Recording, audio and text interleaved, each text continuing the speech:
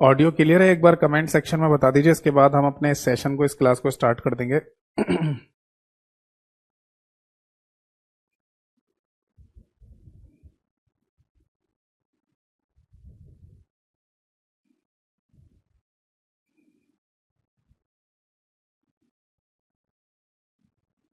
एक बार कंफर्म कर दीजिए ऑडियो क्लियर है, इसके बाद हम अपने सेशन को, इस क्लास को स्टार्ट कर देंगे।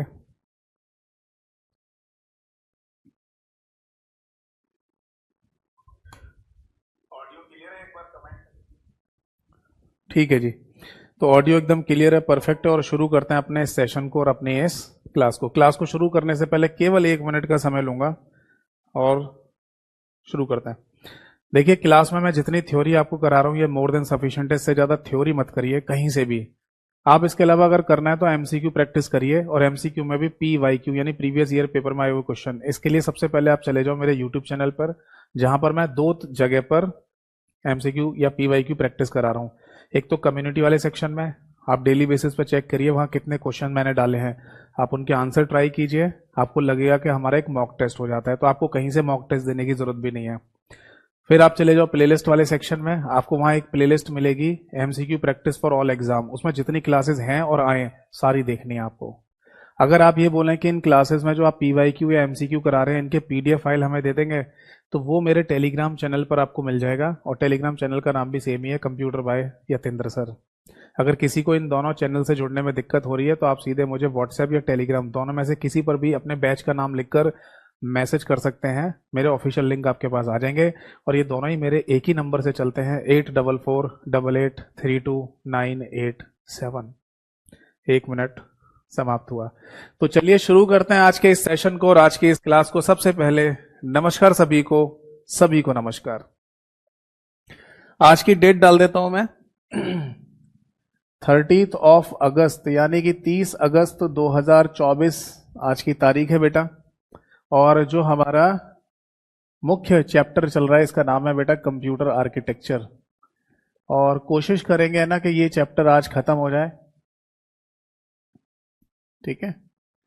वैसे ये चैप्टर पूरे कंप्यूटर में सबसे इंपॉर्टेंट चैप्टर है, इसके इसी चैप्टर से बहुत सारे क्वेश्चन है ना लास्ट ईयर हमें स्टेट गवर्नमेंट एग्जाम्स और सेंट्रल गवर्नमेंट एग्जाम्स में देखने को मिले, ठीक है।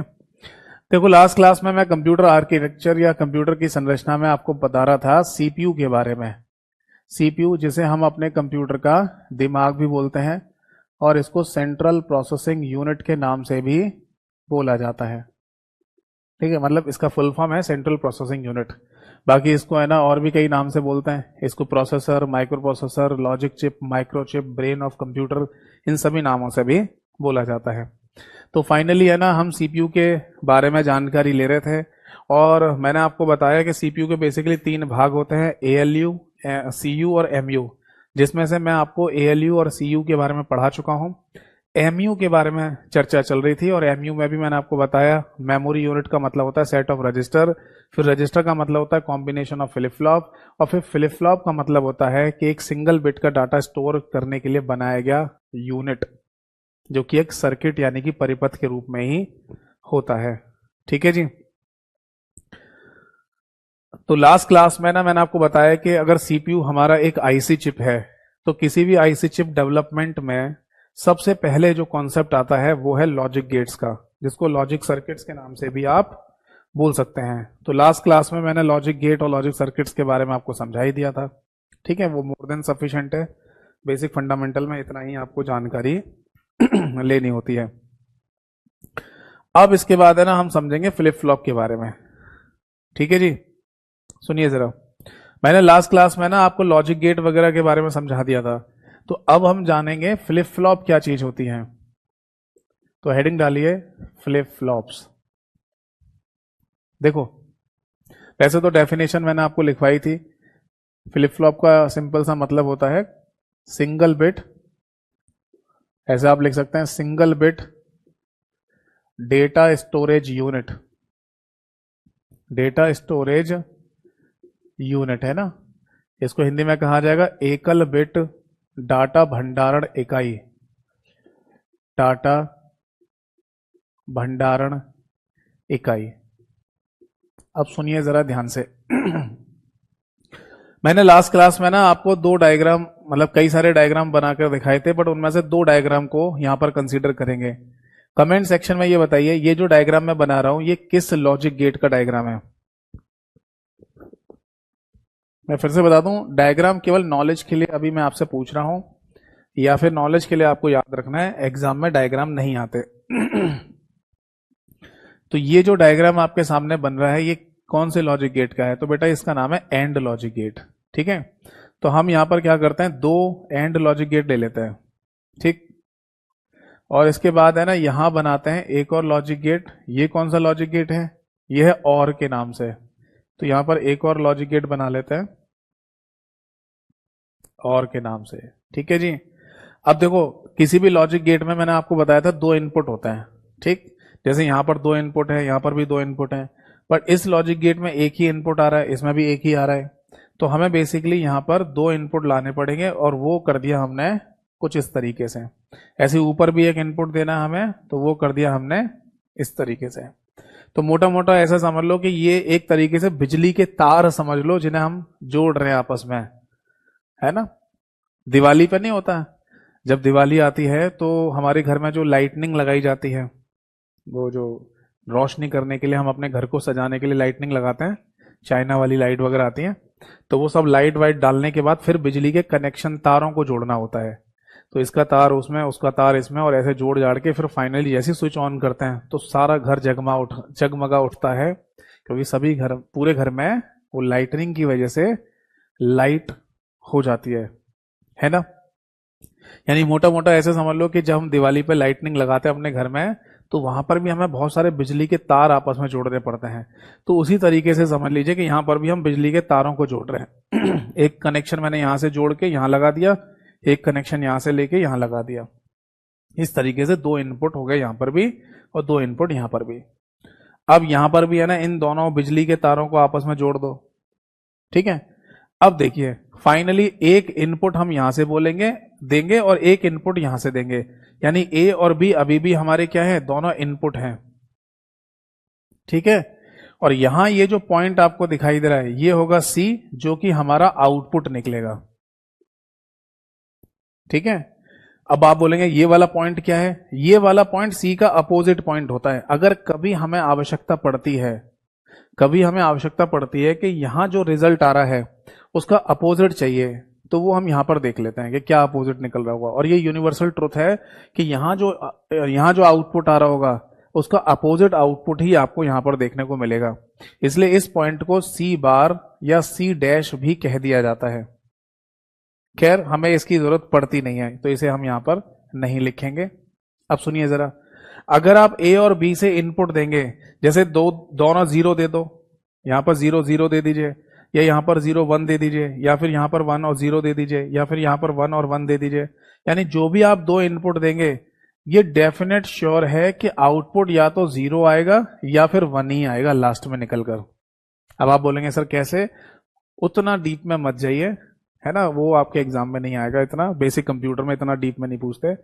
फिलहाल फ्लिप फ्लॉप क्या होता है इसे समझाने के लिए मैं आपको ये चीज समझा रहा हूं, क्योंकि देखो ये कैसे आया इसके लिए फिर से हमें ट्रुथ टेबल बनानी पड़ेगी, और फिर उतनी ज्यादा ट्रुथ टेबल बना के हम क्या करेंगे।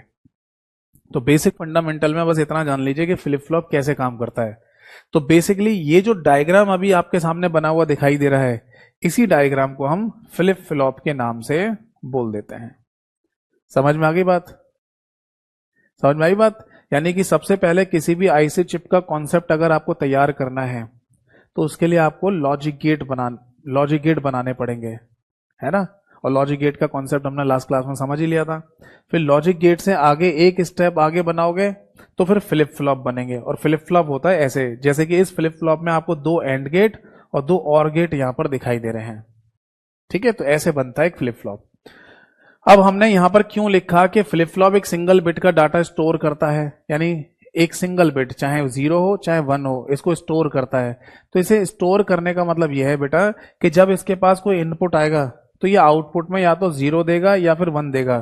तो इसका जो आउटपुट देना है उसी को इसका स्टोरेज कह दिया जा रहा है। यहां पर बोले ना कि एक बिट का डाटा स्टोर करता है, मतलब एक बिट का आउटपुट देता है, ये इसका बेसिकली मीनिंग है। आप समझे या नहीं? ऐसा नहीं है कि ये अपने अंदर कहीं स्टोर करके रख लेता हो, छुपा के रख लेता हो अपने अंदर, ऐसा नहीं है। ये आउटपुट में या तो 0 निकालेगा या फिर आउटपुट में 1 निकालेगा, इनमें से कोई एक ही वैल्यू आएगी। इसीलिए बोल दिया जाता है कि ये सिंगल बिट का डाटा अपने अंदर स्टोर करता है। क्या हमें ये डायग्राम जरूरत है बनाने की? नहीं, केवल समझाने के लिए बताया मैंने आपको। बाकी आप सुनिए जरा। फ्लिप फ्लॉप जो मैंने अभी डायग्राम बनाकर आपको दिखाया था, ऐसे और भी हो सकते हैं जिनमें अलग अलग लॉजिक गेट का इस्तेमाल किया गया हो। तो टोटल मिला के हमारे पास 4 फ्लिप फ्लॉप का कॉन्सेप्ट होता है पूरे कंप्यूटर में। एक फ्लिप फ्लॉप को एसआर फ्लिप फ्लॉप के नाम से बोला जाता है। तो कई बार हमने देखा कि फ्लिप फ्लॉप में ना ऐसे फुल फॉर्म पूछ लेते हैं कि अगर आप किसी आईसी चिप में एसआर फ्लिप फ्लॉप का इस्तेमाल कर रहे हैं तो एसआर का मतलब क्या है? तो उसे बोलते हैं बेटा सेट रीसेट फ्लिप फ्लॉप। ऐसे लिख लो बस, इसको सेट रीसेट फ्लिप फ्लॉप के नाम से बोला जाता है। फिर हम एक और तरीके का फ्लिप फ्लॉप बनाते हैं। देखो फ्लिप फ्लॉप आप कोई भी बना लो, आउटपुट या तो 0 निकलेगा या 1 ही निकलेगा, बट जो कंडीशंस है ना इनपुट वाली वो बदल जाएंगी। डायग्राम बदल जाएगा, सर्किट्स बदल सकते हैं, लॉजिक गेट बदल सकते हैं, बट फाइनली जो आउटपुट आएगा वो या तो 0 आएगा या फिर 1 आएगा। तो एक फ्लिप फ्लॉप और बनाया जाता है कंप्यूटर में आईसी चिप के केस में, जिसे जैक किल्बी फ्लिप फ्लॉप के नाम से भी बोला जाता है। एक flip flop T flip flop के नाम से जाना जाता है, इसको बोलते हैं टॉगल फ्लिप फ्लॉप। बीते कुछ समय पहले है ना एक पेपर हुआ जहां पर यही क्वेश्चन एग्जैक्टली पूछा गया था। मैं एग्जाम शब्द यहां पर लिख देता हूं। उन्होंने ये पूछा पेपर में कि बताइए अगर आप टी फ्लिप फ्लॉप का इस्तेमाल कर रहे हैं तो उसमें टी का फुल फॉर्म क्या होता है, टी का मीनिंग क्या है? तो एक ऑप्शन पर लिखा था टॉगल। और इसके बाद एक और फ्लिप फ्लॉप होता है जिसे डी फ्लिप फ्लॉप के नाम से बोला जाता है, जिसका फुल फॉर्म है डिले फ्लिप फ्लॉप। ठीक है, तो ये इनके नाम और इनके फुल फॉर्म आप याद रखिएगा। इनके आगे भी एक स्टेप और होता है जिसे मास्टर स्लेव फ्लिप फ्लॉप के नाम से भी बोला जाता है। वो फिर एक एडवांस कंडीशन होती है, तो लिखना चाहें तो लिख लेना, नहीं तो दिमाग में रखिए बस कि एक फ्लिप फ्लॉप की कंडीशन और भी है जिसे मास्टर स्लेव फ्लिप फ्लॉप के नाम से बोला जाता है, वरना मुख्यतः यही 4 फ्लिप फ्लॉप होते हैं। समझ में आ गई बात? नोट कर लीजिए, कोई डाउट हो तो पूछिए। बाकी देखो आपको पता ही है, अगर आप नोट नहीं करना चाहते तो ध्यान से सुनते रहिए जो समझा रहा हूं, पेपर इसी से ही आएगा, जितना मैं बोर्ड पर लिख रहा हूं या जितना मैं बोल रहा हूं समझा रहा हूं। ठीक है, तो अगर आप नहीं लिख रहे हैं तो ध्यान से सुनते रहिए। आपको कंप्लीट क्लास पीडीएफ मेरे टेलीग्राम चैनल पर मिल जाएगी कंप्यूटर आर्किटेक्चर के नाम से। उसे डाउनलोड करके जैसा आप चाहें वैसे इस्तेमाल कीजिए, चाहे प्रिंट आउट निकलवाइए, चाहे कंप्यूटर मोबाइल में कहीं भी पढ़िए। ठीक है, और टेलीग्राम चैनल की जानकारी मैंने क्लास के शुरुआत में आपको दी ही थी, बट फिर भी नोट्स खुद से बनाया कीजिए, वो ज़्यादा बेहतर होता है। अब आगे देखो, फ्लिप फ्लॉप के बाद है ना अगला एक और पॉइंट हमें समझना है कि ये रजिस्टर क्या चीज होती है। वैसे हमने लास्ट क्लास में ये पॉइंट समझ लिया था कि रजिस्टर का मतलब होता है that is combination of flip flops, यानी कि कई सारे फ्लिप फ्लॉप को मिला दिया जाए। कई सारे फ्लिप फ्लॉप्स को अगर मिला दिया जाए तो वो क्या बन जाता है? रजिस्टर बन जाता है। तो हिंदी में भी यही लिखेंगे, फ्लिप फ्लॉप्स का युग्म, यानी कि ढेर सारे फ्लिप फ्लॉप को एक साथ जोड़ दिया जाए तो वो रजिस्टर कहलाता है। समझिए इस बात को। अभी जो मैंने बड़ा सा डायग्राम आपके सामने बनाया था, अगर मैं उस डायग्राम को छोटा सा ऐसा बना दूं, समझ लो बस, क्योंकि इतना बड़ा डायग्राम है ना, मैं बराबर मतलब बार बार अगर बनाऊंगा इस बोर्ड पर तो जगह कम पड़ जाएगी। समझ में आ रहा है? अगर मैं यहां पर ये जो आपको डब्बा बना के दिखा रहा हूं, इसे आप समझ लो कि जो अभी डायग्राम मैंने बनाया था वही है ये। ठीक है, क्योंकि हमें ऐसे बहुत सारे फ्लिप फ्लॉप बनाने पड़ेंगे यहां पर, तो उस पूरे बड़े से डायग्राम को एक डब्बे में कंसीडर कर लिया और ऐसे समझ लो कि ये है हमारा फ्लिप फ्लॉप नंबर 1। ठीक, अब ऐसे ही बड़ा सा डायग्राम मैं फिर से नहीं बनाकर छोटा सा डब्बा ही बना देता हूं फ्लिप फ्लॉप का, और ये हो जाएगा हमारा फ्लिप फ्लॉप नंबर 2। फिर एक और हम फ्लिप फ्लॉप बना लेते हैं यहां पर, फ्लिप फ्लॉप नंबर 3। इसमें भी 2 इनपुट हो गए और एक आउटपुट हो गया। और इसी तरीके से मान लीजिए कि हम एक और यहां पर फ्लिप फ्लॉप बना रहे हैं, और ये फ्लिप फ्लॉप मान लीजिए 12वां फ्लिप फ्लॉप है, यानी कि 12 नंबर का। तो इसमें भी क्या हो जाएगा, 2 इनपुट और 1 आउटपुट। अब इनको आपस में जोड़ना है, तो एक मान लो बिजली का तार हमने यहां जोड़ दिया, एक तार यहां जोड़ दिया, एक तार आगे जोड़ते जोड़ते ऐसे जोड़ेंगे, तो ये मिल गया हमें फाइनली इनपुट यहां पर और यहां पर। ये हो गया ए और ये हो गया बी। समझ में आया? ये वैसे ही समझ लो जैसे बिजली के तार आपस में जोड़ते हैं, ऐसे इन सर्किट्स के इन परिपथों को भी आपस में जोड़ दिया जाता है। अब आउटपुट जो मिलेगा हमें वो ऐसे मिल जाएगा। ठीक है, इन सभी को जोड़ दिया और फाइनली यहां पर हमें सी आउटपुट मिल जाएगा। तो ये जो फाइनली फ्लिप फ्लॉप मैंने यहां पर बनाए हैं या लगाए हैं, इनका जो कॉम्बिनेशन है वो क्या कहलाएगा? इन्हीं का कॉम्बिनेशन बेटा रजिस्टर के नाम से बोला जाएगा। आप समझ में आ गई बात या नहीं? यानी रजिस्टर शब्द अगर आपसे पूछा जाए कि what is the meaning of register, तो इसका सिंपल सा आंसर है कॉम्बिनेशन ऑफ फ्लिप फ्लॉप। ढेर सारे फ्लिप फ्लॉप को जब आपस में जोड़ दिया जाता है तब उनसे एक रजिस्टर बनता है। तो ऐसे करके हमने यहाँ पर टोटल कितने फ्लिप फ्लॉप जोड़े हैं? 12 फ्लिप फ्लॉप। ऐसा फिक्स नहीं होता कि किसी रजिस्टर को बनाने के लिए 12 ही फ्लिप फ्लॉप का इस्तेमाल किया जाए। 16 फ्लिप फ्लॉप भी हो सकते हैं, 8 फ्लिप फ्लॉप भी हो सकते हैं, 12 भी हो सकते हैं। इट डिपेंड्स ऑन कंडीशन कि आप कितने बिट का रजिस्टर बना रहे हैं। तो अगर मैं आपसे ये पूछूं कि यहां पर total number of flip flop कितने इस्तेमाल में लाए गए हैं, तो आंसर है 12 यानी कि 12, है ना? तो कितने बिट का डाटा स्टोर कर रहे होंगे? तो हमें पता है कि एक फ्लिप फ्लॉप 1 बिट का डाटा स्टोर करता है, तो 12 फ्लिप फ्लॉप मिलके कितने बिट का डाटा स्टोर करेंगे? 12 बिट का। तो ये जो रजिस्टर बना हुआ है यहाँ पर, ये जो पूरा रजिस्टर बना हुआ है, इसको आप 12 बिट रजिस्टर के नाम से भी बोल सकते हैं। केवल रजिस्टर शब्द ना बोल के आप इसे 12 बिट्स रजिस्टर भी कह सकते हैं। समझ में आ गई बात? नोट कर लीजिए। अब कोई डाउट है तो पूछिए।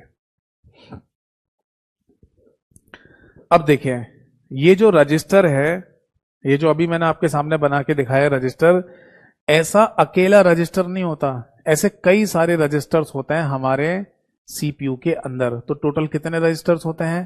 टोटल होते हैं 7, यानी कि 7 रजिस्टर्स होते हैं। तो अगला जो पॉइंट मैं यहां पर लिखने जा रहा हूं वो है दैट इज मेमोरी यूनिट। तो हेडिंग डालिए मेमोरी यूनिट। सीपीयू का तीसरा भाग जिसे शॉर्ट में एमयू के नाम से भी बोला जाता है। तो बेटा मैंने यहां पर क्या लिखवाया था? मैंने मेमोरी यूनिट के केस में आपको लिखवाया था that is set of registers. यानी कि अगर रजिस्टर्स का समूह बना दिया जाए, रजिस्टरों का समूह बना दिया जाए, तो उसको हम क्या बोलेंगे? उसी को हम मेमोरी यूनिट के नाम से बोल देंगे। तो टोटल मिला के यहाँ पर कितने रजिस्टर्स होते हैं? 7 रजिस्टर्स होते हैं, जिनके सेट को, समूह को ही मेमोरी यूनिट कहा जाता है। क्लियर है बेटा? तो अब मुझे ये बताइए, जब हमने सीपीयू बनाया था यानी कि सेंट्रल प्रोसेसिंग यूनिट, तो बोला कि इसके टोटल 3 पार्ट होते हैं। पहला पार्ट एएलयू, ये समझ में आ गया। दूसरा पार्ट सीयू, ये भी समझ में आ गया। और तीसरा पार्ट है एमयू यानी कि मेमोरी यूनिट। तो मेमोरी यूनिट भी अब हमें समझ में आ गया, क्योंकि मेमोरी यूनिट का मतलब है सेट ऑफ रजिस्टर थे। फिर हमें समझ में आ गया रजिस्टर क्या चीज है, फिर हमें समझ में आ गया फ्लिप फ्लॉप क्या चीज है, और फ्लिप फ्लॉप कहाँ से बनते हैं? लॉजिक गेट से बनते हैं। तो वो भी हमने लास्ट की क्लास में समझ लिया था। ठीक है जी। तो अब फाइनली हम रजिस्टर्स के बारे में समझने जा रहे हैं, जो 7 रजिस्टर्स होते हैं। क्योंकि आपके एग्जाम में लास्ट ईयर रजिस्टर को लेकर है ना, कई सारे एग्जाम में क्वेश्चन पूछे गए हैं। इवन एसएससी सीजीएल मेंस का जो पेपर हुआ लास्ट ईयर, उसमें भी रजिस्टर को लेकर कई क्वेश्चन पूछे गए। ठीक है, स्टेट गवर्नमेंट एग्जाम्स होते हैं, वहां पर भी रजिस्टर के क्वेश्चन अक्सर देखने को मिल जाते हैं। तो ये एक इंपॉर्टेंट टॉपिक है कंप्यूटर आर्किटेक्चर में। नोट कर लिया सभी ने? चलिए, तो फाइनली अब रजिस्टर्स के बारे में थोड़ा सा समझते हैं। तो यही हेडिंग है ना, मैं फिर दोबारा से डाल देता हूं, दैट इज मेमोरी यूनिट। तो फिर से चाहें तो ये हेडिंग डाल दीजिए, मेमोरी यूनिट। ठीक है, तो मेमोरी यूनिट में टोटल मिला के कितने रजिस्टर्स हैं? तो आंसर है बेटा इसमें टोटल 7 रजिस्टर्स होते हैं। ठीक है जी। अब ये 7 रजिस्टर का जो कॉन्सेप्ट है ना, वो दिया किसने है? तो कुछ समय पहले एक पेपर हुआ जहां ये क्वेश्चन पूछा गया था कि हमारे सीपीयू का आर्किटेक्चर किस व्यक्ति के द्वारा बनाया गया। आप बोलेंगे सर सीपीयू का आर्किटेक्चर होता है या कंप्यूटर आर्किटेक्चर होता है? बेटा कंप्यूटर आर्किटेक्चर भी होता है, यानी कि कंप्यूटर की संरचना, और सीपीयू की भी संरचना भी तो किसी ने बनाई होगी, तो ये पॉइंट आप यहां पर नोट कीजिए, सीपीयू आर्किटेक्चर, यानी किसी ने तो ये तय किया होगा या बनाया होगा कि सीपीयू के 3 भाग होंगे, तीनों के नाम ये होंगे, तीसरा नाम ये होगा, मेमोरी यूनिट, उसमें रजिस्टर्स होंगे। तो यानी सीपीयू की जो संरचना है वो भी तो किसी ने तय की होगी, वो भी तो किसी ने बनाई होगी। तो बेटा इसका आंसर है जॉन वॉन न्यूमैन। एक साइंटिस्ट थे जिनका नाम था जॉन वॉन न्यूमैन। इस व्यक्ति ने सीपीयू की संरचना को डिजाइन किया था और इसी व्यक्ति के नाम पर, यानी इसी व्यक्ति ने अपने ही नाम पर वॉन न्यूमैन आर्किटेक्चर बनाया और वही वॉन न्यूमैन आर्किटेक्चर हमारा सीपीयू का आर्किटेक्चर कहलाता है। समझ में आ गया? ये पॉइंट आप जैसे नोट कर लीजिए कि सीपीयू की आर्किटेक्चर या सीपीयू की संरचना की जब हम बात करते हैं तो जॉन वॉन न्यूमैन नाम के व्यक्ति के द्वारा दी गई, उसी ने ये पूरा कॉन्सेप्ट समझाया था और इसी कॉन्सेप्ट को हम वॉन न्यूमैन आर्किटेक्चर के नाम से जानते हैं। यानी मोटा मोटा आप ऐसे कह सकते हैं कि जब आपसे पूछा जाए कि हमारे कंप्यूटर में सीपीयू आर्किटेक्चर किस नाम से जाना जाता है तो उसे वॉन न्यूमैन आर्किटेक्चर के नाम से बोल देते हैं। तो इसने ये बोला कि सीपीयू के तीसरे भाग यानी कि मेमोरी यूनिट में टोटल मिला के 7 रजिस्टर्स होने चाहिए। उन 7 रजिस्टर के नाम होंगे ये, नोट कर लीजिए, एमबीआर, एमडीआर या फिर इसको आईबीआर के नाम से भी बोला जा सकता है। एक रजिस्टर का नाम दिया इसने एमएआर या जिसको एआर भी कह सकते हैं। एक रजिस्टर जिसको पीसी नाम दिया गया, एक रजिस्टर आईडी और एक रजिस्टर को इसने नाम दिया दैट इज आईआर या फिर इसको सीआईआर भी कह देते हैं। एक रजिस्टर को आईओआर कहा जाता है और एक रजिस्टर एक्यूमुलेटर के नाम से जाना जाता है। तो टोटल मिला के कितने हो गए? 1 2 3 4 5 6 7। नोट कर लीजिए और कोई डाउट है तो पूछिए।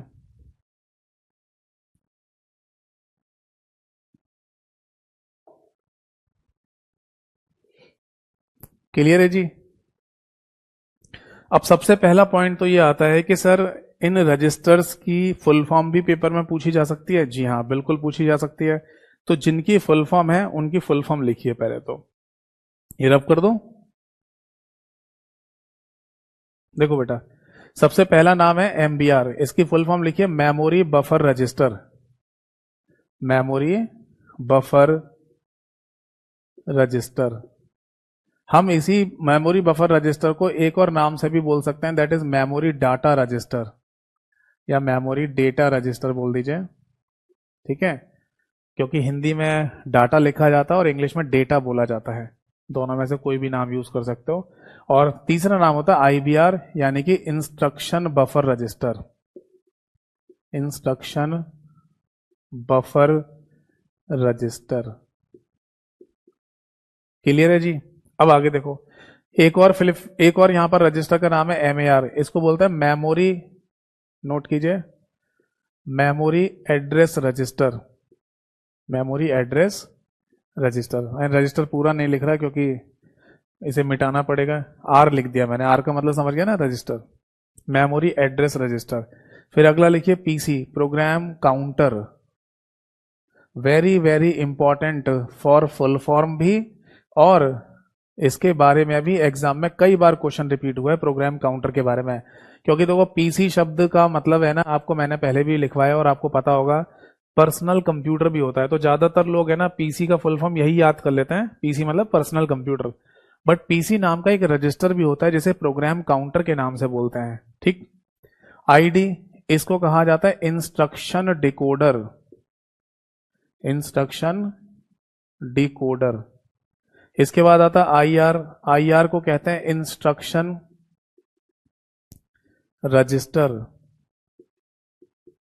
या फिर इसको सीआईआर भी कहा जाता है, current instruction register. Current instruction register ये भी बोला जाता है। जैसे लास्ट ईयर है ना, जब सीजीएल मेंस का पेपर हुआ था, वहां पर है ना सीआईआर शब्द लिखकर क्वेश्चन पेपर में पूछा गया। उन्होंने ये पूछा था, मतलब इसका जो वर्क है वो क्वेश्चन में लिख कर दिया और पूछा कि ये काम किस का होता है, तो ऑप्शन में लिखा हुआ आया था सीआईआर यानी कि करंट इंस्ट्रक्शन रजिस्टर का। अब करंट इंस्ट्रक्शन रजिस्टर को केवल इंस्ट्रक्शन रजिस्टर के नाम से भी बोलते हैं। फिर आता है IOR, इसको बोलते हैं बेटा input output register, input output register. और लास्ट में होता है एक्यूमुलेटर, जिसकी कोई भी फुल फॉर्म नहीं होती है। नोट कीजिए, कोई डाउट है तो पूछिए। तो मोटा मोटी बात है ना, हमें यहाँ ये समझ में आ गई कि अगर हम बात कर रहे हैं रजिस्टर्स की तो टोटल 7 रजिस्टर का कॉन्सेप्ट होता है सीपीयू के तीसरे भाग मेमोरी यूनिट में, और उनके नाम होते हैं ये। तो अब मैं एक एक करके है ना सभी रजिस्टर का नाम लिखूंगा और इनके बारे में बताता जा रहा हूं। आप सुनते जाइए, लिखते जाइए, कोई डाउट है तो पूछते जाइए। रब कर दें। देखो सबसे पहले ना हम बात करेंगे एमबीआर, एमडीआर या आईबीआर की, यानी कि 3 नाम जरूर हैं बट मतलब एक ही है। इसको है ना memory buffer register, memory data register या इंस्ट्रक्शन बफर रजिस्टर के नाम से बोला जा सकता है। ठीक है जी। अब देखो सबसे पहला पॉइंट तो यहां पर यही आता है कि इसमें ये बफर शब्द जो लिखा हुआ है इसका क्या मतलब है, और इंस्ट्रक्शन यहां जो शब्द लिखा है इसका क्या मतलब है। तो आप इस बात को ऐसे समझ लो कि सीपीयू के केस में इंस्ट्रक्शन शब्द अगर कभी लिखा हुआ आता है तो इसको बेसिकली डेटा ही कहा जाता है। इंस्ट्रक्शन का मतलब डेटा ही होता है सीपीयू के रिस्पेक्ट में। ऐसा बोल दीजिए कि सीपीयू के पास डाटा आ रहा है, सीपीयू के अंदर डाटा आ रहा है, तो उसको इंस्ट्रक्शन के नाम से भी बोल देते हैं। ठीक है। तो बेसिकली अब समझते हैं इस बफर का मतलब क्या है। देखो जी, एक क्वेश्चन मैं आपको बता रहा हूं जिसमें यह पूछा गया कि बफरिंग किससे संबंधित होती है। Buffering is related to. आप मुझे कमेंट सेक्शन में यह बताइए कि आपने ना कभी बफरिंग देखी है, आपके मोबाइल में या आपके कंप्यूटर में बफरिंग हो रही हो। आप बोलेंगे सर बफरिंग का मतलब वही जो बीच में अचानक कोई वीडियो या कोई चीज जो हम कंप्यूटर में देख रहे हैं वो रुक जाती है, वो गोला सबसे जनरली वीडियो के केस में होता है ऐसा कि हम है ना कोई वीडियो या मूवी देख रहे होते हैं तो उसमें बीच में गोला सा घूमने लगता है, धीरे धीरे गोला घूमने लगेगा और वीडियो रुक जाती है कुछ देर के लिए, और फाइनली जब है ना हम दोबारा मतलब थोड़ी देर वेट करते हैं उसके बाद फिर चल जाती है, फिर गोला घूमने लगता है। देखा आपने? तो इसी को बफरिंग के नाम से या कई बार लोडिंग के नाम से भी बोल देते हैं कुछ लोग, बट लोडिंग शब्द सही नहीं है, बफरिंग शब्द सही है। और ऐसा हमें कब देखने को मिलता है? हमें ये देखने को मिलेगा जब इंटरनेट से हम ऑनलाइन किसी वीडियो को देख रहे होते हैं और इंटरनेट की स्पीड स्लो हो जाए। क्योंकि इंटरनेट की स्पीड अगर फास्ट आ रही है, परफेक्ट आ रही है, तब आपको ऐसी बफरिंग देखने को कभी नहीं मिलेगी। बट इंटरनेट की स्पीड अगर स्लो हो गई है, आपका मोबाइल डाटा या आपका वाईफाई कनेक्शन स्लो हो गया है, तब उस केस में आपको बार बार ये लोडिंग बफरिंग जैसा देखने को मिलता है। तो क्वेश्चन पेपर में ये पूछा जा रहा है कि बफरिंग इज रिलेटेड टू, यानी बफरिंग किससे संबंधित होती है। तो इस क्वेश्चन का सही आंसर क्या होगा? बफरिंग किससे संबंधित होती है। अब बेटा देखो, सबसे पहली बात लोगों के दिमाग में यही आ जाता है कि बफरिंग अगर हो रही है हमारे मोबाइल में या कंप्यूटर में तो इंटरनेट की वजह से हो रही है। तो सही भी है, गलत नहीं है, क्योंकि इंटरनेट की स्पीड स्लो हो गई है तभी तो बफरिंग देखने को मिली हमको।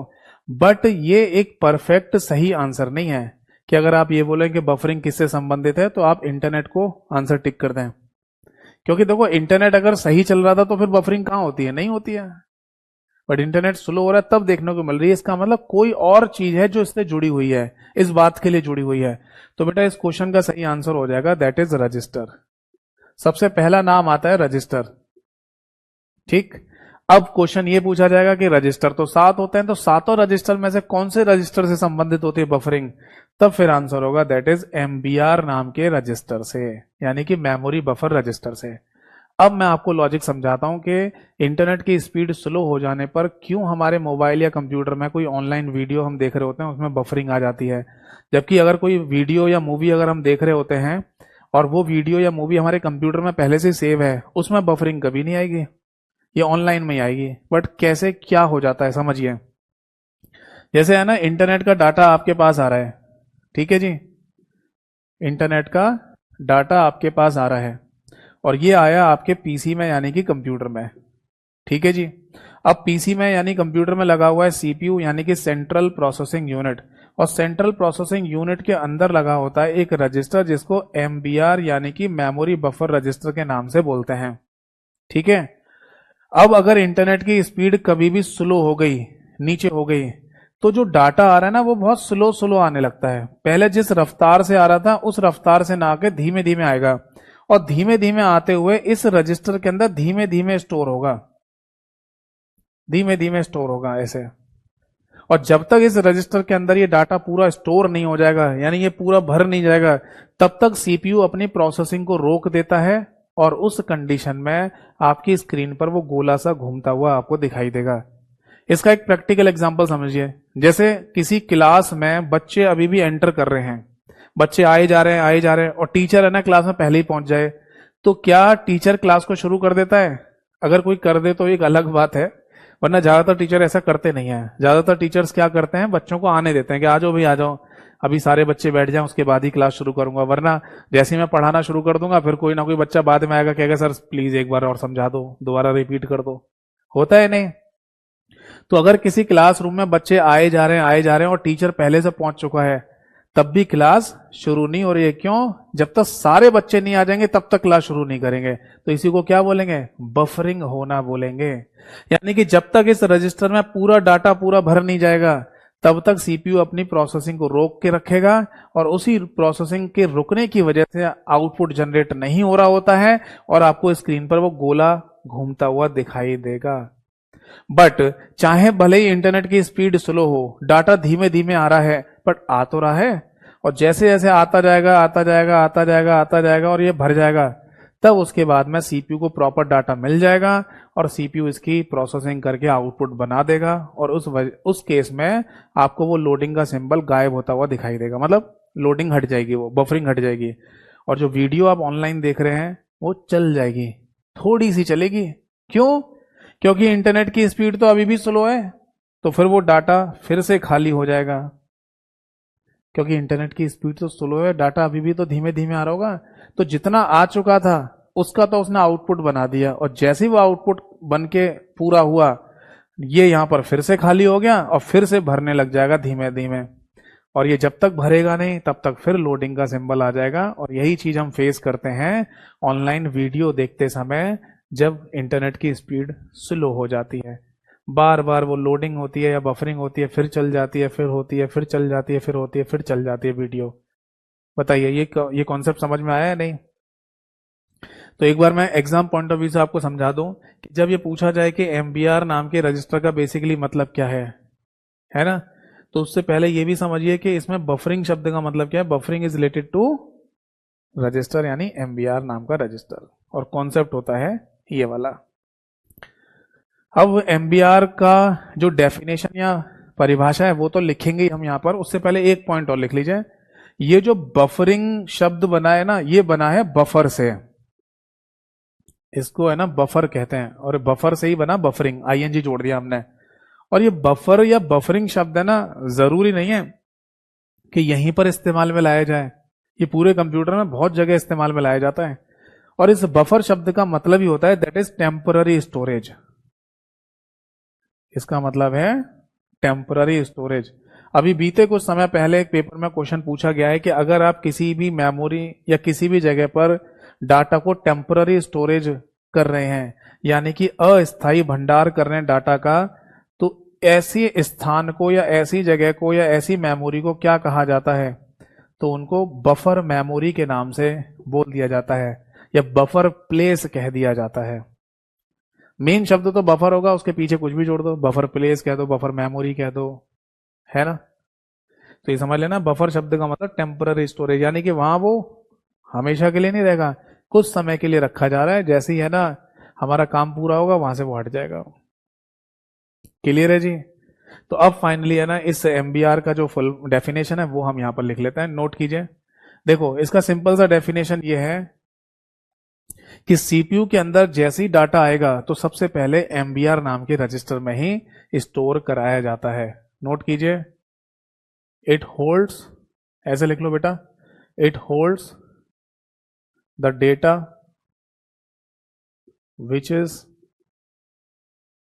It holds the data which is recently, ऐसे लिखो, which is recently coming into the CPU, coming into the CPU. समझ में आ गई बात? हिंदी में लिख लीजिए, यह सीपीयू में आने वाले, सीपीयू में आने वाले, या ऐसे लिख लो सीपीयू में अभी आने वाले, रिसेंटली का मतलब अभी के अभी जो आया है, तो सीपीयू में अभी आने वाले डाटा को अपने पास रखता है, अभी आने वाले डाटा को अपने पास रखता है। बताइए बेटा, बात समझ में आ गई या नहीं? यानी मोटा मोटा आप ऐसे समझ लीजिए कि सीपीयू के पास जैसे ही कोई डाटा आएगा, वो सबसे पहले एमबीआर या एमडीआर या आईबीआर नाम के रजिस्टर में होल्ड कराया जाता है, फिर उसे आगे भेजते हैं। और इसमें भी अगर मान लो इंटरनेट के थ्रू अगर कोई डाटा आ रहा है और वो भी इंटरनेट की स्पीड स्लो हो गई है, तो और बफरिंग शुरू हो जाती है। ठीक है भाई। अब इसके बाद अगला एक और रजिस्टर का नाम लिखिए, दैट इज एमएआर, या जिसको एआर के नाम से भी बोला जाता है। देखो ये क्या करता है, सीपीयू के अंदर अभी अभी जो डाटा आया है या जो इंस्ट्रक्शन अभी आई है, वो कहाँ होल्ड कराई गई है? एमबीआर के अंदर। तो सीपीयू को ये भी तो पता होना चाहिए कि ये डाटा आया कहाँ से है। तो एक डायग्राम हमें पहले से ही पता है, जो मैं शुरुआत से बनाता हुआ आ रहा हूं आपके सामने, कि हमारे कंप्यूटर में सारा डेटा होता है बेटा कंप्यूटर की हार्ड डिस्क में, और हार्ड डिस्क से आगे चले, आगे डाटा जाएगा तो रैम में पहुंचेगा, रैम से अगर डेटा आगे पहुंचेगा तो सीपीयू में पहुंचता है इनपुट की फॉर्म में, सीपीयू के द्वारा प्रोसेसिंग होती है और एक आउटपुट जनरेट होता है जो आपको मॉनिटर स्क्रीन पर दिखाई देगा। ठीक है, तो ये डायग्राम तो आपको हमेशा ध्यान रखना है। तो अभी अभी सीपीयू के पास जो डाटा आया है, कहां से आया? रैम से। तो उसको किस में रखा है हमने? एमबीआर नाम के रजिस्टर में। बट रैम के अंदर भी है ना मेमोरी लोकेशंस होती हैं, बहुत सारी जगह होती है रैम के अंदर, अलग अलग अलग अलग अलग। तो रैम, सीपीयू को यह भी पता होना चाहिए ना कि रैम के अंदर कौन सी मेमोरी लोकेशन से ये डाटा आया है। अब आप बोलेंगे सर क्यों, ऐसा क्यों पता होना चाहिए सीपीयू को? ऐसा इसलिए क्योंकि सीपीयू है ना, जो डाटा अभी रैम से ले रहा है उसे कुछ समय बाद सीपीयू में वापस भी भेजेगा। आप बोलेंगे ये क्या बात हुई सर, डाटा आ गया है तो उसका आउटपुट बना के है ना मॉनिटर पे दिखा दे, रैम में क्यों भेजेगा? भेजना पड़ता है। और इस कॉन्सेप्ट को हम डिटेल में समझेंगे जब कंप्यूटर सॉफ्टवेयर वाला चैप्टर आपको मैं पढ़ाऊंगा। वहां पर मैं आपको एक कॉन्सेप्ट पढ़ाऊंगा मल्टीटास्किंग का, और मल्टीटास्किंग का कॉन्सेप्ट में सीपीयू के पास जब रैम डाटा भेजती है ना, तो सीपीयू कुछ समय बाद उस डाटा को रैम में वापस भी भेजता है। यहाँ पर भी कुछ छोटे मोटे क्वेश्चन बन जाते हैं कि अगर सीपीयू किसी डाटा को है ना रैम को वापस दे दे और कहे कि इसे अपने पास रखो, यहीं पर वेट कराओ, इसको मैं दोबारा बुलाऊंगा, तो ऐसा पूछ लेते हैं कि हमारे कंप्यूटर का वेटिंग रूम यानी कि प्रतीक्षालय किसे कहते हैं? तो आंसर है रैम को कहते हैं। हमारे ओवरऑल कंप्यूटर का वेटिंग रूम रैम को कहा जाता है। तो ये सब कॉन्सेप्ट है ना हम आगे समझेंगे जब मल्टीटास्किंग का कॉन्सेप्ट समझाऊंगा मैं आपको कंप्यूटर सॉफ्टवेयर वाले चैप्टर में। तो फिलहाल के लिए बस ये समझ लो कि सीपीयू को ये बात पता होनी चाहिए कि रैम की किस मेमोरी लोकेशन से डाटा सीपीयू के पास आया है, क्योंकि वापस उसी मेमोरी लोकेशन पर डाटा भेजेगा CPU.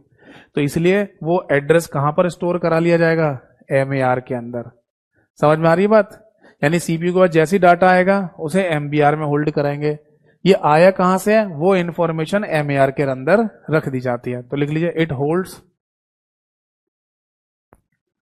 The address of, it hold the address of instruction या डेटा लिख लीजिए, ठीक है, which is coming in MBR, which is coming in MBR. समझ में आ गई बात? हिंदी में लिखना है तो हिंदी में लिख लो कि एमबीआर में आने वाली इंस्ट्रक्शन, एमबीआर में आने वाली इंस्ट्रक्शन जिसको हिंदी में अनुदेश भी कहा जाता है, अनुदेश का पता एमएआर के अंदर, एमएआर के अंदर रखा जाता है, ताकि सीपीयू को यह पता रहे कि जो डाटा अभी अभी इसके पास आया है वो किस मेमोरी लोकेशन से आया है। नोट कर लीजिए बेटा, कोई डाउट है तो पूछिए। समझ में आ गई बात? ठीक है। अब इसके बाद है ना अगला एक और रजिस्टर का नाम लिखिए जिसे पीसी कहते हैं। पीसी का फुल फॉर्म मैंने अभी लिखवाया था, दैट इज प्रोग्राम काउंटर। ये क्या होता है सुनिए जरा। सीपीयू है ना हमारे कंप्यूटर का दिमाग है, और दिमाग तेज होना चाहिए, दिमाग तेज होना चाहिए, तेज कार्य करने वाला होना चाहिए। ये बात हम सबको पता है, क्योंकि जिसका तेज दिमाग होगा वही लाइन में आगे निकल जाएगा। ठीक है, अब सुनिए जरा, सीपीयू अगर हमारे कंप्यूटर का दिमाग है तो इसके पास है ना डेटा आते रहना चाहिए, आते रहना चाहिए, आते रहना चाहिए इसके पास। और अगर डेटा आता रहेगा तो ये अपना काम करता रहेगा। एक कंडीशन ये बोली जाती है कंप्यूटर के केस में कि सीपीयू को कभी खाली नहीं छोड़ना है हमें। सीपीयू को हमेशा कोई ना कोई काम देते रहना है, देते रहना है, कब तक, जब तक कंप्यूटर बंद ना हो जाए। सीपीयू को किसी आइडल कंडीशन में नहीं छोड़ते हैं, मतलब खाली नहीं बिठाते इसको, है ना। तो देखो ये काम इतनी जल्दी जल्दी चल रहा होता है, समझ में आइए कि आप इसको समझिए कि अभी अभी जो डाटा आया है वो कहां पर रखा गया, एमबीआर के अंदर। जो डाटा अभी आया है उसका एड्रेस कहां रखा गया, एमएआर के अंदर। अब सीपीयू को यह भी पता होना चाहिए कि मेरे अंदर अगला कौन सा डाटा आएगा। नहीं समझे, समझाता हूं। किसी हॉल में एक क्लास चल रही थी, ठीक है, कोई बैच चल रहा था, हम अपने बैच का नाम ले लेते हैं कंप्यूटर स्पेशल बैच। तो किसी हॉल में कंप्यूटर स्पेशल बैच चल रहा था। अब इस हॉल के बाहर गेट पर है ना एक आदमी बैठा हुआ है जो मतलब बच्चों को हैंडल कर रहा है, बता रहा है कि तुम इस हॉल में चले जाओ, यहाँ ये वाली क्लास चल रही है। ठीक है जी, अब सारे बच्चे बैठे हुए हैं, पढ़ाई कर रहे हैं, वो बंदा अभी भी गेट पर ही बैठा हुआ है। ठीक है, अब अचानक से कोई स्टूडेंट आता है इस प्रेमाइसिस में, इस इंस्टीट्यूट में, और वो उस बंदे से ये पूछता है कि इस हॉल में अगला कौन सा बैच बैठेगा, अगला बैच कौन सा बैठेगा जो पढ़ाई करेगा। तो क्या उस बंदे को ये बात पता है? हाँ पता है। वो ये कह देगा कि अभी इस हॉल के अंदर कंप्यूटर स्पेशल बैच चल रहा है, अगला जो बैच यहां पर बैठ के पढ़ाई करेगा वो मैथ स्पेशल बैच का होगा। तो इस हॉल के बाहर बैठे हुए व्यक्ति को ये पता है ना कि इस हॉल के अंदर अगला कौन सा बैच बैठेगा, अगली कौन सी इंस्ट्रक्शन आएगी, अगला कौन सा डाटा आएगा। यस, तो उसी बंदे को प्रोग्राम काउंटर के नाम से बोल दिया जाएगा। यानी प्रोग्राम काउंटर नाम का ये जो रजिस्टर है ना, इसको ये पता होता है कि सीपीयू के अंदर अगली कौन सी इंस्ट्रक्शन आएगी। अब समझ में आ गया? तो नोट कर लीजिए, it holds the information about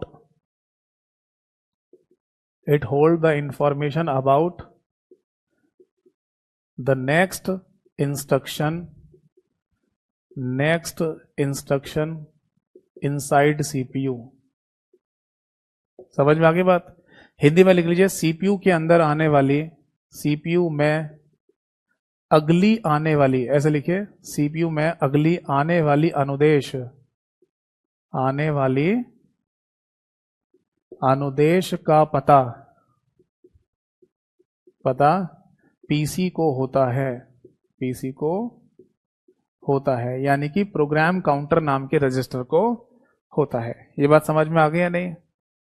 चलिए अब आगे बढ़ते हैं। यहां तक अगर कोई डाउट है तो पूछिए। जैसे मैं देख पा रहा हूं अमृतेश जी ने कुछ कमेंट लिखा है। बेटा अमृतेश, मैं आपको बोलूंगा कि इस टॉपिक से रिलेटेड अगर कोई डाउट है तो आप क्लास के बीच में पूछ लीजिए। इससे हटके अगर आप कुछ पूछ रहे हैं ना, वो क्लास के लास्ट में डिस्कस करेंगे, वरना फिर सभी का टाइम वेस्ट होता है। ठीक है, जो लोग इसको लाइव देख रहे हैं या वीडियो इसको रिकॉर्डेड फॉर्म में देखेंगे, सभी का टाइम वेस्ट होगा फिर। तो आप जो पूछ रहे हैं वो इस टॉपिक से हटके डाउट पूछ रहे हैं। तो मैं जब आज की क्लास में जब बोलूं कि आज की क्लास यहीं पर समाप्त होती है, फिर आप जो पूछना चाहेंगे वो पूछ लेना। ठीक है, तो फाइनली है ना, ये समझ में आ गया सभी को कि यहां लिखा हुआ it hold the information about the next instruction inside CPU. Hindi में लिखा जाएगा, सीपीयू में अगली आने वाली अनुदेश का पता पीसी को होता है। चलिए आगे बढ़ते हैं। इसके बाद है ना एक और रजिस्टर का नाम हमें देखने को मिला, जैसे इंस्ट्रक्शन डिकोडर कहते हैं। अब ये क्या होता है? देखो जी, सीपीयू के पास जो डाटा अभी अभी आया ना, वो सीपीयू समझ नहीं पाता कि वो है क्या चीज। अरे सीपीयू को ही समझ में नहीं आएगा तो फिर उसका आउटपुट कैसे बनेगा भाई? तो सीपीयू के लिए डाटा को डिकोड करने के लिए भी एक अलग से रजिस्टर बना होता है, जैसे इंस्ट्रक्शन डिकोडर के नाम से बोल देते हैं। इस बात को ऐसे समझ लो कि अभी मेरे सामने ना कोई सामान आया है और मैं उसे देख के समझ ही नहीं पा रहा, तो कोई आदमी ये बोला है अरे रुको मैं इसे अरेंज कर देता हूं तब तुम्हें समझ में आ जाएगा। यानी कि वो मेरे मुताबिक बना रहा है ना, तभी तो मेरे को समझ में आएगा। अभी तो आ गया है बस हमारे पास। तो एक व्यक्ति ने जिम्मेदारी ली है कि उस सामान को अरेंज करेगा, तब जाके मेरे को समझाएगा या मेरे को समझ में आएगा कि वो था क्या। तो ऐसे ही समझ लीजिए इंस्ट्रक्शन डिकोडर नाम का रजिस्टर काम करता है। तो बस ये लिख लीजिए, it डिकोड्स the instruction for CPU. It डिकोड्स the instructions for CPU. ठीक है भाई, हिंदी में लिख लीजिए, यह सीपीयू के लिए, यह सीपीयू के लिए अनुदेशों को डिकोड करने का काम करता है, डिकोड करने का काम करता है। अब समझ में आ गई बात? देखो, अगर ये डिकोड कर रहा है तो इसका मतलब जो इंस्ट्रक्शन है वो पहले कोडेड फॉर्म में होंगी ना। भाई आपने रीजनिंग पढ़ी है तो आपने एक चैप्टर पढ़ा होगा कोडिंग डिकोडिंग, है ना? तो किसी शब्द को पहले कोड कर देते हैं और आपको उसे डिकोड करने का मेथड पता चल रहा है तो डिकोड करके आंसर निकाल लेते हो। तो वैसे ही समझ लीजिए कि सीपीयू के पास जो अभी डाटा है वो कोडेड फॉर्म में है, उसे डिकोड अगर नहीं किया गया तो सीपीयू को समझ में नहीं आएगा कि वो क्या चीज थी। तो इसकी जिम्मेदारी भी इंस्ट्रक्शन डिकोडर नाम के रजिस्टर को दी जाती है। अब आगे लिखिए आईआर या सीआईआर, ये क्या चीज है? देखो, आईआर यानी कि इंस्ट्रक्शन रजिस्टर या सीआईआर यानी कि करंट इंस्ट्रक्शन रजिस्टर। इससे सीधे सीधे क्वेश्चन है ना, last year SSC CGL mains के पेपर में भी क्वेश्चन पूछा गया और उसमें यह पूछा गया था कि सीपीयू के अंदर वो फाइनल प्लेस, माफ कीजिए, सीपीयू के अंदर वो फाइनल प्लेस जहां पर आने के बाद अब डाटा की प्रोसेसिंग होना शुरू होगी। देखो, ये बात सभी को पता है ना कि सीपीयू के अंदर जो डाटा आ रहा है उसको इनपुट कहते हैं और फिर इनपुट की प्रोसेसिंग होती है, फिर आउटपुट बनता है जो आपको मॉनिटर स्क्रीन पे दिखाई देगा। तो इनपुट जो आ रहा है ये अभी तक की बात चल रही थी सारी की सारी। अब फाइनली एक फाइनल जगह होनी चाहिए जहां पर उस डाटा को रख दिया जाए और सीपीयू अपनी प्रोसेसिंग शुरू करे। अब समझ में आ रही है बात? तो वो फाइनल जगह कौन सी होती है, वो फाइनल रजिस्टर कौन सा होता है जिसमें डाटा को रखने के बाद सीपीयू अब अपनी प्रोसेसिंग शुरू करेगा, इनपुट से आउटपुट बनाने की प्रक्रिया शुरू करेगा। उसी को कहते हैं करंट इंस्ट्रक्शन रजिस्टर। तो हम इस बात को ऐसे लिख सकते हैं, इट इज, या ऐसे लिख लो, इट होल्ड्स द इंस्ट्रक्शन। वो भी इंस्ट्रक्शन कौन सी होगी? डिकोडेड वाली, क्योंकि इंस्ट्रक्शन डिकोडर ने उसको डिकोड कर दिया है। अब डिकोड करके जो इंस्ट्रक्शन आ गई है हमारे सामने वो अब सीआईआर के अंदर रखी जाएगी। तो बस ऐसे बोलेंगे, it holds the instruction, it holds the instruction for being executed, being executed by CPU. बस ऐसे लिख लो, it hold the instruction for being executed by CPU, यानी कि सीपीयू के लिए जिस इंस्ट्रक्शन को एग्जीक्यूट करना होता है, फाइनल एग्जीक्यूट करना होता है, वो सीआईआर के अंदर रखी जाती है। ऐसे भी लिख लो, it hold the instruction for being executed, final executed. Final लिख लो या एग्जीक्यूट लिख दो, एक ही बात है ना। मैं फाइनल शब्द यहां लिख दूंगा हिंदी में, ये लिख लीजिए, यह सीपीयू के लिए, सीपीयू के लिए अनुदेशों को अंतिम रूप से अपने पास रखता है, अपने पास रखता है, ताकि सीपीयू इस डाटा की या इस अनुदेश की प्रोसेसिंग पूरी कर पाए। नोट कर लीजिए बेटा, कोई डाउट है तो पूछिए।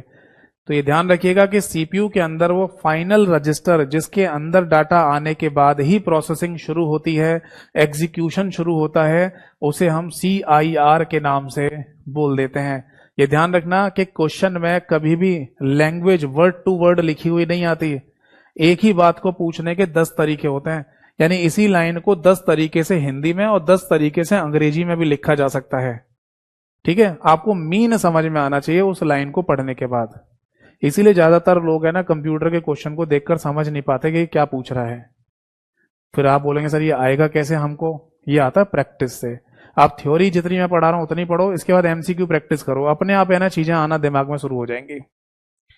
अब इसके बाद अगला एक और रजिस्टर का नाम मैंने आपको लिखवाया है, that is IOR.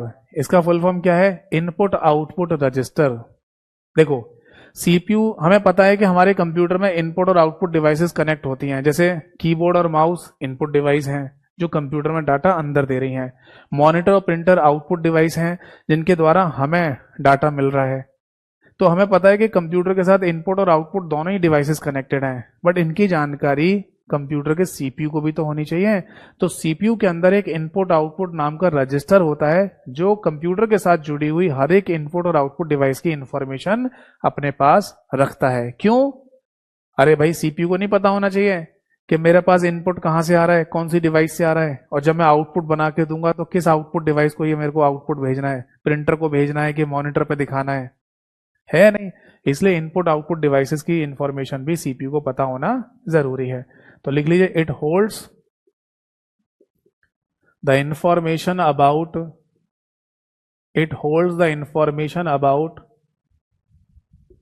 Input and output devices.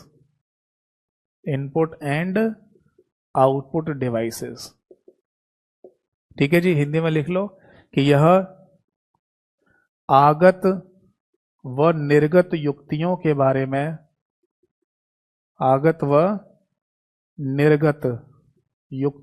बारे में सूचना रखता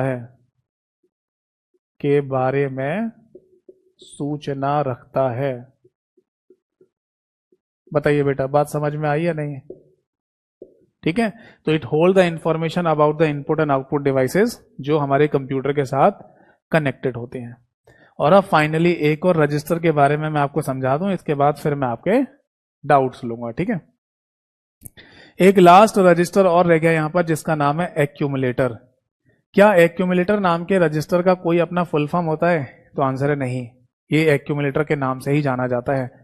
इसको मैं टेक्निकल वे में समझाऊं उससे पहले है ना, आप एक बात समझिए। इसको एक प्रैक्टिकल एग्जांपल से समझाता हूं, सुनिए।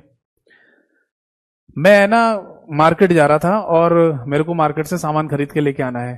अब मैं अकेला नहीं जाना चाह रहा क्योंकि बोर हो जाऊंगा, इसलिए मैंने अपने एक दोस्त को फोन किया, भाई चलेगा? उसने कहा हाँ चल रहा हूँ। और इवन है ना, मैं उसको फोन भी नहीं करता, उससे मतलब बोलना तो पड़ेगा ही मेरे को अपने दोस्त को, चाहे मैं फोन करके बोलूं चाहे उसके घर पहुंच जाऊं, वो मना नहीं करता कभी भी। जैसे मैं बोलूं चल भाई, वो तुरंत चल देता है, यानी कि वो मेरा सपोर्टेबल है। समझ में आ रही है बात? पहली बात। दूसरी बात यह है कि अब हम बाजार गए, वहां से है ना मैंने सामान खरीदा, सामान कुछ ज्यादा हो गया, यानी बहुत सारे थैले या बैग मेरे हाथ में आ गए। अब मैं उन्हें लेके चल रहा हूँ, मेरा दोस्त खाली हाथ चल रहा है। चलो ठीक है, वो मेरे साथ चल देता है, यही बहुत बड़ी बात है, तो मैं उसे सामान पकड़ाऊं क्यों? मेरे दिल से ये बात नहीं आ रही कि मैं उसे सामान पकड़ा दूं, उसके ऊपर बोझ डाल दूं। तो मैंने सारे बैग सारे थैले अपने हाथ में ले रखे हैं और मैं चल रहा हूं। ठीक है जी। अब अचानक है ना, मेरे को पता चला कि मेरे जूते के फीते खुल गए हैं, लेसेस खुल गए हैं। अब दोनों हाथों में बैग लेकर मैं उन फीतों को तो नहीं बांध सकता और सामान को मेरे को जमीन पे भी नहीं रखना। तो मैं क्या बोलूंगा, भाई कुछ देर के लिए इन थैलों को, इन बैग्स को पकड़ ले। उसने कहा हाँ ठीक है मैं पकड़ लूंगा, जूते के फीते बांध ले। जैसे ही मैंने जूते के फीते बांधे, उस बैग से थैलों को अपने हाथ में फिर से ले लिया। तो यहां हमें यह पता चला कि मेरे साथ एक व्यक्ति चल रहा है जो अगर मुझे कभी जरूरत पड़े तो मैं किसी डाटा को उसके हाथों में भी रख सकता हूं, उसके पास भी रख सकता हूं, और जब जरूरत पड़ेगी उससे वापस ले लूंगा। तो इसको ऐसे ही समझ लीजिए कि हमारे कंप्यूटर के सीपीयू में एक पार्ट है एएलयू। एएलयू हूं मैं, और एएलयू के लिए सपोर्ट करने का काम करता है एक्यूमुलेटर नाम का रजिस्टर। यानी जो मेरा दोस्त मेरे साथ हमेशा चल देता बाजार, उसको एक्यूमुलेटर के नाम से बोलेंगे। अब समझ में आ गई बात? इसको ऐसे समझिए, इसको आप ऐसे समझिए, हमारे कंप्यूटर में सीपीयू के अंदर जितने भी अरिथमेटिक ऑपरेशंस होते हैं, अंक गणितीय ऑपरेशन होते हैं, वो सारे कहां पर डन होते हैं? एएलयू के अंदर। तो ये सपोज दैट एएलयू है हमारे सीपीयू के अंदर, अरिथमेटिक लॉजिक यूनिट। अब आपने कंप्यूटर को, आपने सीपीयू को ये बोला कि बेटा तुम 2 + 3 करके बताओ क्या आंसर आएगा, क्या रिजल्ट आएगा। तो ये जो कैलकुलेशन है ना, ये एएलयू के अंदर पहुंची होगी, यानी कि 2, या फिर ऐसा कर लो, आपने कंप्यूटर को बोला या सीपीयू को बोला कि 2 + 3 + 5 करके बताओ क्या आंसर आएगा। तो एएलयू के अंदर सबसे पहले क्या वैल्यू गई? 2। ठीक है जी। और फिर आपने बताया कि प्लस करना है इसका। ठीक है जी। अब एएलयू के अंदर हमें वैल्यू भेजनी पड़ेगी 3।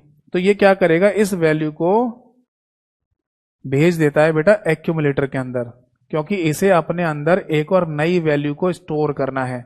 तो ये 2 भेज देगा यहां पर और 3 वैल्यू को अपने अंदर एंटर करने देगा। फिर ये देखेगा कि इन दोनों में क्या होना था, प्लस होना था। तो अब इस वैल्यू को यहां से हटाकर और इन दोनों का फाइनल रिजल्ट यहां लिख दिया जाएगा, दैट इज 5। इसको माइनस मत समझना, ये मैंने ऐसे कनेक्शन दिखाया बस। ठीक है जी। अब क्या लगा हुआ है? प्लस, यानी कि अगला ऑपरेटर भी क्या है? प्लस करना है।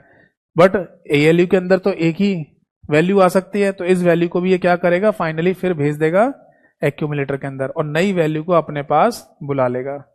क्या करना था, प्लस करना था, तो दोनों को जोड़ के अब एक वैल्यू अपने पास रख लेगा और वो होगी final 10 value.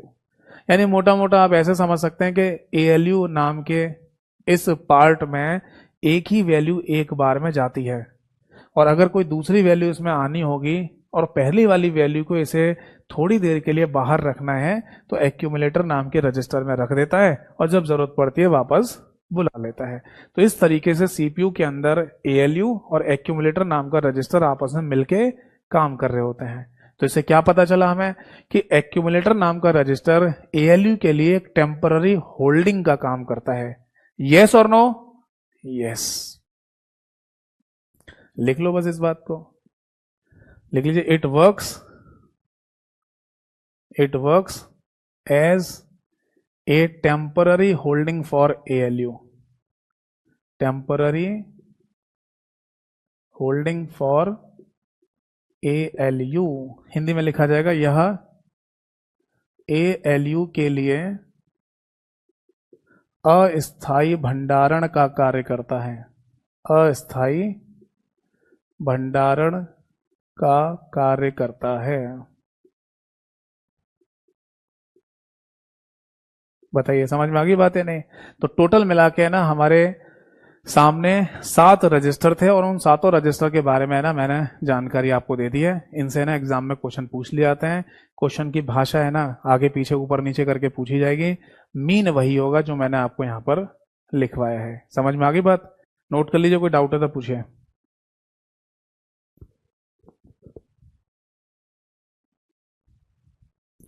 Is it clear और नॉट? आदेश राघव जी, आप है ना क्लास खत्म होने दीजिए, उसके बाद जो आप पूछ रहे हैं इस टॉपिक से हटके वो क्लास के लास्ट में पूछेगा, ठीक है? अभी केवल वही डाउट पूछो जो टॉपिक चल रहा है। ये बात समझ में आ गई सभी को? अब देखो एक बात दिमाग में आ रही है कि सर ये बताइए कि जो CPU के अंदर 7 रजिस्टर का कॉन्सेप्ट है, ये शुरुआत से लेकर अभी तक यही चला आ रहा है, कभी इसमें कोई चेंज या बदलाव नहीं हुआ है, कभी CPU में 7 की जगह 8 रजिस्टर नहीं हुए, टेक्नोलॉजी धीरे धीरे बढ़ रही है, तो शुरुआत से लेकर आज तक यही कॉन्सेप्ट है? तो आंसर है नहीं, बदलाव हुआ है। जैसे एक छोटा सा एग्जांपल मैं आपको बता रहा हूं कि इलोन मस्क का नाम आपने सुना ही होगा, है ना? उसने एक नया कारनामा करके दिखा दिया, उसकी कंपनी स्पेस एक्स ने, कि जो रॉकेट अंतरिक्ष में भेजे जाते थे वो एक बार चले गए तो फिर बेकार हो जाते थे। उसने एक नया ही कॉन्सेप्ट निकाल दिया कि उस रॉकेट को वापस जमीन पे लाया जा सकता है और फिर दोबारा उसे अंतरिक्ष में भेजेंगे, है ना? तो ऐसा नहीं है कि जो चीजें हमें पहले से बना के दे दी गई हैं, समझा दी गई हैं, हमेशा वही चलती रहेंगी। उसमें भी कोई नया बदलाव, कोई टेक्नोलॉजिकल बदलाव हो सकता है।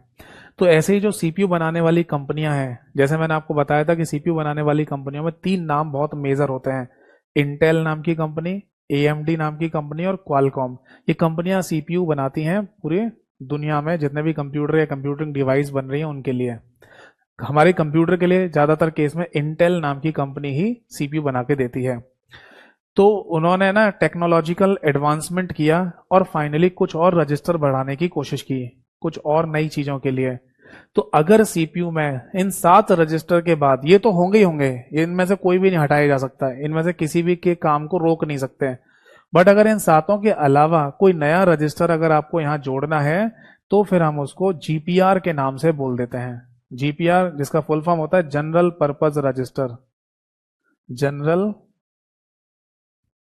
Purpose register. तो पहला पॉइंट तो ये है कि अगर GPR की फुल फॉर्म पूछी जाए तो इसका आंसर हो जाएगा जनरल पर्पज रजिस्टर, ठीक? और ये क्या होता है? ये एक्स्ट्रा रजिस्टर होता है।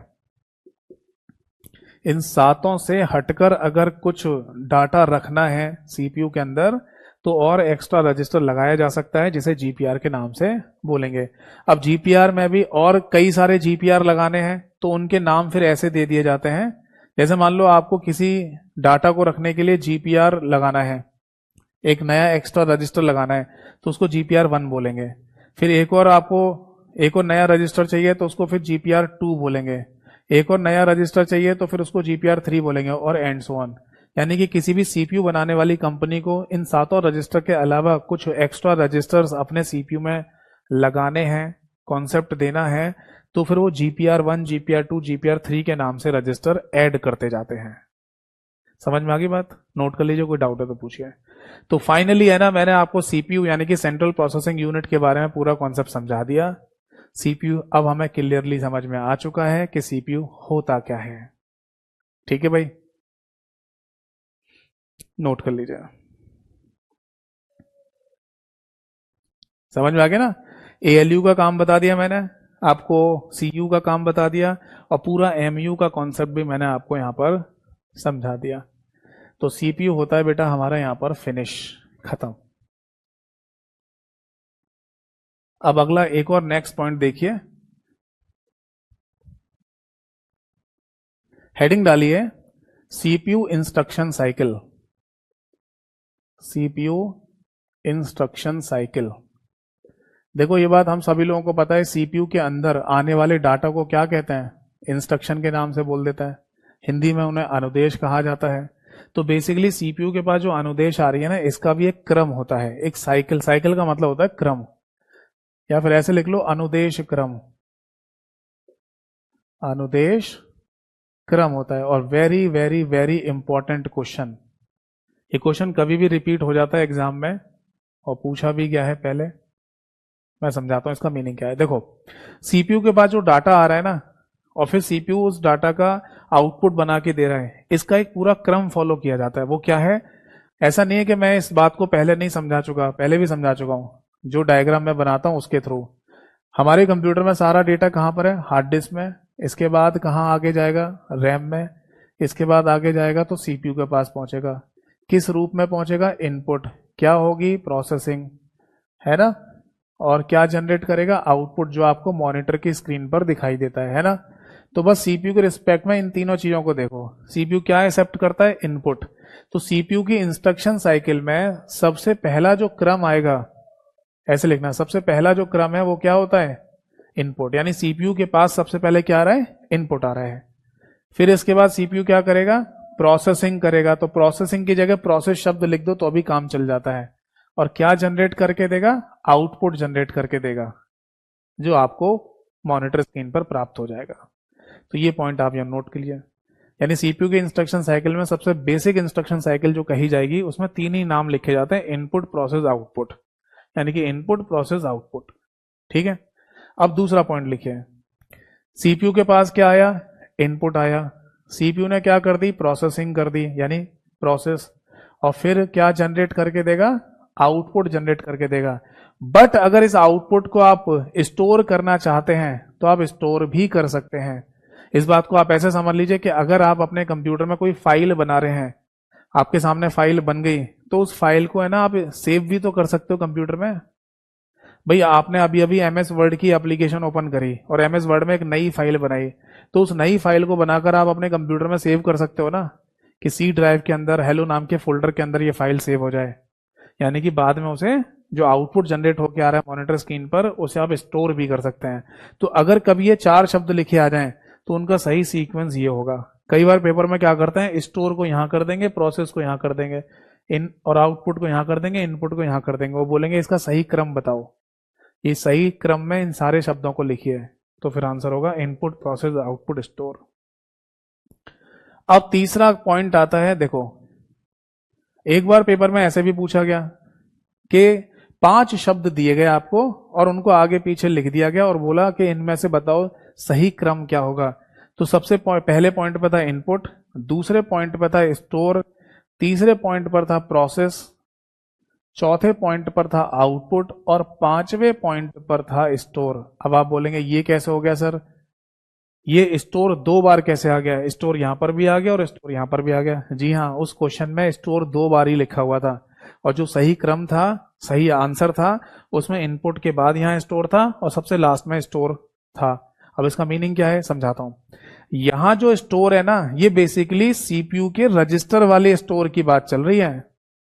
भाई एक बात बताइए, CPU के पास जो इनपुट आता है, CPU के पास जो इनपुट आता है, वो सबसे पहले CPU के रजिस्टर में ही तो स्टोर होता है, फिर तभी तो उसकी आगे की प्रोसेसिंग शुरू होगी। यानी कि इनपुट के आने के बाद और प्रोसेसिंग के शुरू होने के बाद ही तो नहीं, इनपुट के आने के बाद और प्रोसेसिंग शुरू होने के बीच में ही तो रजिस्टर का कॉन्सेप्ट है जो अभी समझा रहा था। भाई फाइनल प्रोसेसिंग शुरू होने से पहले ही तो रजिस्टर का कॉन्सेप्ट था।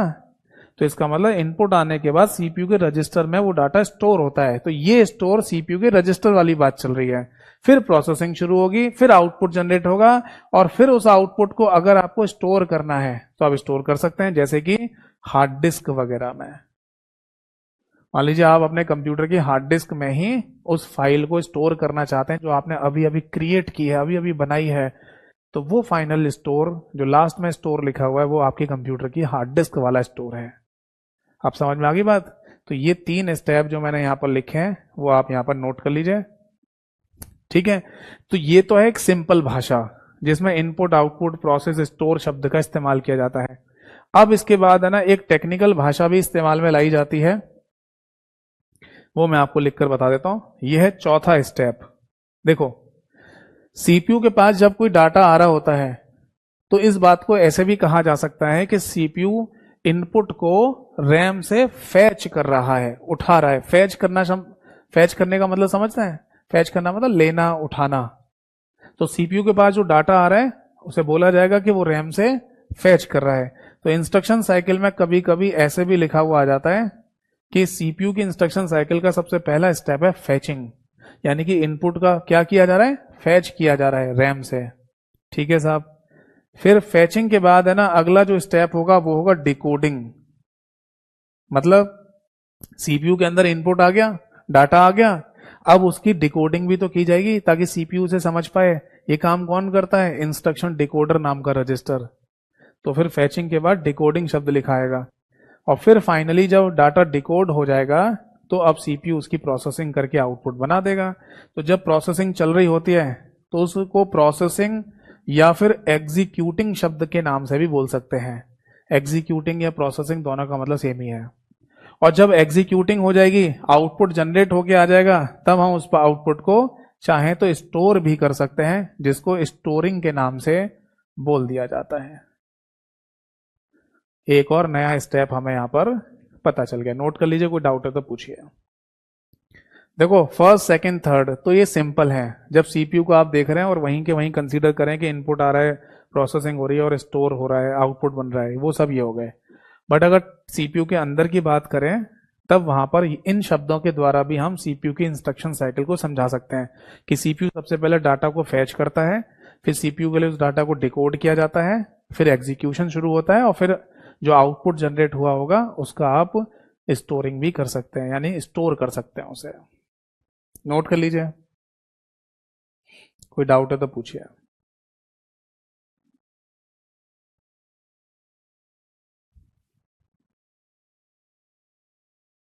इज दैट क्लियर और नॉट?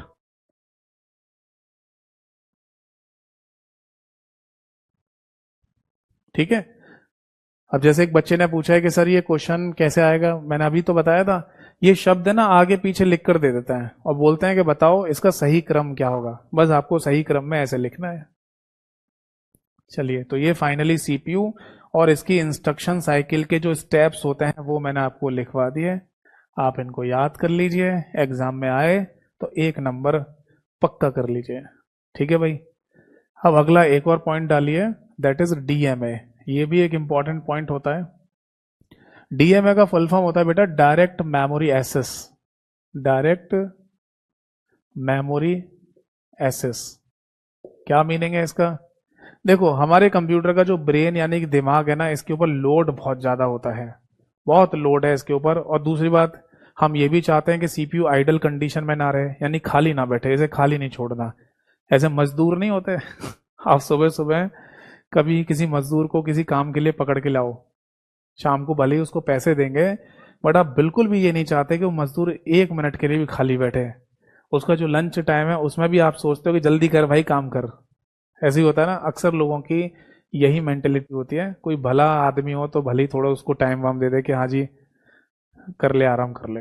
बट ज्यादातर लोगों की सोच यही होती है कि अगर कोई मजदूर हम लेके आए हैं तो वो मजदूर है ना पूरे दिन काम करे, तब जाके शाम को पैसे ले। तो उसी तरीके से समझ लो कि हमारा सीपीयू भी एक ऐसा मजदूर है कंप्यूटर का, भले ही दिमाग है पर मजदूर है जिसे हम खाली नहीं छोड़ना चाहते। तो इस पर इतना लोड डाल दिया जाता है, कई बार ये भी उस लोड को पूरा ले नहीं पाता। तब उस केस में ना हमारे कंप्यूटर में एक और, ये समझ लो एक और नया दिमाग दिया गया है जिसको डीएमए के नाम से बोलते हैं। क्या मतलब है समझाता हूं। मैंने आपको बताया कि हमारे कंप्यूटर में सारा डेटा परमानेंटली कहां पर स्टोर है, हार्ड डिस्क में। इसके बाद डेटा आगे जाता है तो कहां पहुंचता है, रैम के अंदर। रैम के बाद आगे जाएगा तो कहां पहुंचेगा, सीपीयू के पास, सेंट्रल प्रोसेसिंग यूनिट के पास। इनपुट के रूप में सीपीयू के द्वारा प्रोसेसिंग होगी और एक आउटपुट जनरेट होगा जो आपको मॉनिटर की स्क्रीन पर दिखाई देता है ना बेटा, समझ में आ गई बात। तो अब यहां पर सीपीयू के ऊपर अगर लोड ज्यादा है तो यहां एक डीएमए कंट्रोलर लगा दिया जाता है, इसे बोलते हैं डायरेक्ट मेमोरी एक्सेस कंट्रोलर। ये बेसिकली है ना एक तरीके का प्रोसेसर ही होता है, सीपीयू ही होता है एक तरीके का। तो आप यहां पर लिख लीजिए जस्ट लाइक ए प्रोसेसर, यानी सीपीयू की तरह ही। भाई हमारे सीपीयू का एक दूसरा नाम प्रोसेसर भी तो होता है ना, तो आप ऐसे लिख लो प्रोसेसर की तरह, प्रोसेसर की तरह ही यहां पर होता है। तो अब होता क्या है कि जैसे ही है ना रैम में कोई डाटा आया, अब उस रैम से डाटा कहां पहुंचेगा, सीपीयू में। तो सीपीयू में ना भेज कर है ना उसे भेज दिया जाता है डीएमए कंट्रोलर के पास। और ये डीएमए कंट्रोलर भी है ना एक आईसी चिप ही होती है जो हमारे कंप्यूटर के मदरबोर्ड पर लगी हुई है। ठीक है, सीपीयू जैसे एक आईसी चिप है वैसे डीएमए कंट्रोलर भी एक आईसी चिप होती है। और फाइनली सीपीयू को बाईपास करते हुए आउटपुट मॉनिटर स्क्रीन पर दिखा दिया जाता है। तो अगर कभी एग्जाम में पूछा जाए कि डीएमए क्या होता है, तो डीएमए बेसिकली हमारे सीपीयू को बाईपास करने की एक तकनीक है। डीएमए कंट्रोलर नाम का एक प्रोसेसर ही होता है जो हमारे कंप्यूटर में एक्स्ट्रा लगाया जाता है ताकि सीपीयू के कुछ काम को हल्का किया जा सके। तो बस एक ही पॉइंट बनता है यहां पर, लिख लीजिए सीपीयू को बाईपास करने की तकनीक, बाईपास करने की तकनीक या टेक्नोलॉजी को ही क्या बोलते हैं, हम डीएमए के नाम से बोल देते हैं। ठीक है, नोट कर लीजिए, कोई डाउट है तो पूछिए। मुद्दे की बात ऐसे समझ लो, बस डीएमए का सिंपल सा मतलब है कि सीपीयू के काम को हल्का करना। सीपीयू पर लोड जब ज्यादा हो जाएगा तो उसको हल्का करने के लिए डीएमए कंट्रोलर, जो कि बिल्कुल सीपीयू के जैसे काम करता है, उसके थ्रू फिर आउटपुट जनरेट करके मॉनिटर पे दिखा दिया जाता है। समझ में आ रहा है? चलिए अब अगला पॉइंट लिखिए, इस चैप्टर को आज ही खत्म कर देते हैं। नेक्स्ट पॉइंट है दैट इज, अब लिखिए एसएमपीएस। एसएमपीएस के बारे में मैंने स्टार्टिंग में थोड़ा बताया था आपको, थोड़ा सा और सुन लीजिए। देखो एसएमपीएस हमारे कंप्यूटर के अंदर लगा होता है, जिसे स्विच्ड मोड पावर सप्लाई के नाम से बोला जाता है। स्विच्ड मोड पावर सप्लाई, ये इसका फुल फॉर्म है। बाकी इसे ना दूसरे शब्दों में switched mode regulator, switched mode regulator के नाम से भी बोला जाता है, और कई बार इसको केवल और केवल स्विचर के नाम से भी बोल देते हैं, स्विचर। तो इसके तीनों ही सिनोनिम्स है, यानी तीनों में से कोई भी नाम आप इसको बोल सकते हैं, बट एसएमपीएस की फुल फॉर्म यही होगी, स्विच्ड मोड पावर सप्लाई। मैंने पहले भी बताया था, थोड़ा सा रिवाइज कर लो, कि जब हमारे कंप्यूटर में इलेक्ट्रिसिटी पावर सप्लाई आती है, हमारे कंप्यूटर में इलेक्ट्रिसिटी यानी कि जब बिजली आ रही होती है, तो उस बिजली का नाम होता है एसी, यानी कि ऑल्टरनेटिंग करंट। और हमारा कंप्यूटर है एक इलेक्ट्रॉनिक डिवाइस, एक डिजिटल डिवाइस, तो इसको चाहिए होता है डायरेक्ट करंट यानी कि डीसी। तो बीच में हम क्या करते हैं कि एसएमपीएस लगा देते हैं, स्विच्ड मोड पावर सप्लाई, जो कि इस ऑल्टरनेटिंग करंट को डीसी में बदल देता है, और फिर वो डीसी करंट हमारे पीसी यानी कि हमारे पर्सनल कंप्यूटर में फ्लो करा दिया जाता है। ठीक है ना? तो यहां पर डीसी का मतलब क्या है बेटा, डायरेक्ट करंट, डायरेक्ट करंट। तो एक बहुत लो वोल्टेज का डायरेक्ट करंट होता है ये। और एसी का मतलब होता है alternating current, alternating current. AC का मतलब एयर कंडीशनर मत समझ लेना, जो हमारे घर में एसी ठंडा कमरा रखने के लिए यूज में लाया जाता है। ठीक है ना, रूम को जो ठंडा करने वाला एसी है वो एसी नहीं है ये ऑल्टरनेटिंग करंट बोलते हैं। हमारे घर में जो बिजली आ रही है ना, वो ऑल्टरनेटिंग करंट होता है, जो कि करीब 220 से 240 वोल्टेज का होता है। और हमारी जितने भी इलेक्ट्रॉनिक डिवाइस होती हैं, कंप्यूटर डिवाइस होती हैं, इन सबको चाहिए होता है DC current, direct current. AC चलता है ऐसे करके, और डायरेक्ट करंट बिल्कुल सीधे चलता है, वो भी लो वोल्टेज का, बहुत कम पावर का। तो एसएमपीएस का काम क्या है? एसी ऑल्टरनेटिंग करंट को डीसी में बदलना और हमारे पीसी को देते रहना। ठीक है भाई। और अब एक लास्ट पॉइंट और बचा है, इसे खत्म कर लेते हैं, फिर हमारा ये चैप्टर भी फिनिश हो जाएगा। ठीक है भाई, नोट कीजिए, दैट इज यूपीएस। कई बार देखा गया है कि यूपीएस के बारे में भी है ना पूछ लिया जाता है। जैसे अगर आपके घर में है ना कोई कंप्यूटर रखा हुआ है, जैसे आप डेस्कटॉप कंप्यूटर के नाम से बोल रहे हैं, तो आपको मॉनिटर दिखाई देगा, फिर यहाँ पर कीबोर्ड दिखाई देगा, यहाँ पर आपको माउस दिखाई देगा, साइड में खड़ा हुआ डब्बा जिसको सिस्टम यूनिट कहते हैं ये आपको दिखाई देगा, या कैबिनेट कह दीजिए। ये सब चीजें इससे कनेक्टेड हैं। और यहीं साइड में आपको एक और डिवाइस रखी हुई दिखाई देगी जिसको यूपीएस कहा जाता है ना। यूपीएस का फुल फॉर्म क्या होता है? इसे बोलते हैं अनइंटरप्टेबल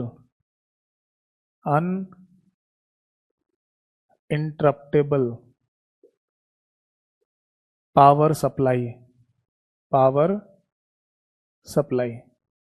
ठीक है, वैसे तो इसकी फुल फॉर्म यही होती है अनइंटरप्टेबल पावर सप्लाई, बट कभी कभी अनइंटरप्टेड पावर सप्लाई भी बोल दिया जाता है। दोनों ही नाम ध्यान रखना, अनइंटरप्टेबल पावर सप्लाई या अनइंटरप्टेड पावर सप्लाई। मेरे हिसाब से दोनों एक बार में ऑप्शन में नहीं आएंगे। अगर आते हैं तो फिर इसको टिक कर देना, ऐसे नहीं आएंगे, और दोनों में से कोई एक भी आए तो आंसर टिक कर देना। अब यूपीएस है ना हमारे कंप्यूटर के साथ आपने देखा होगा रखा हुआ होता है। मैं लैपटॉप की बात नहीं कर रहा, मैं केवल नॉर्मल डेस्कटॉप कंप्यूटर की बात कर रहा हूँ।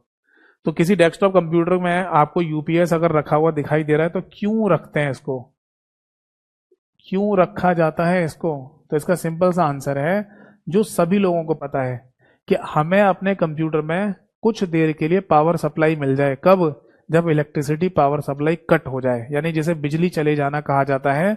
तब कुछ देर के लिए अगर हमें बिजली मिल जाए, इलेक्ट्रिसिटी पावर सप्लाई मिल जाए, तो हम अपने कंप्यूटर की जितनी भी फाइलें खुली हुई हैं उनको प्रॉपर बंद कर दें और कंप्यूटर को भी प्रॉपर शट डाउन कर दें, है ना।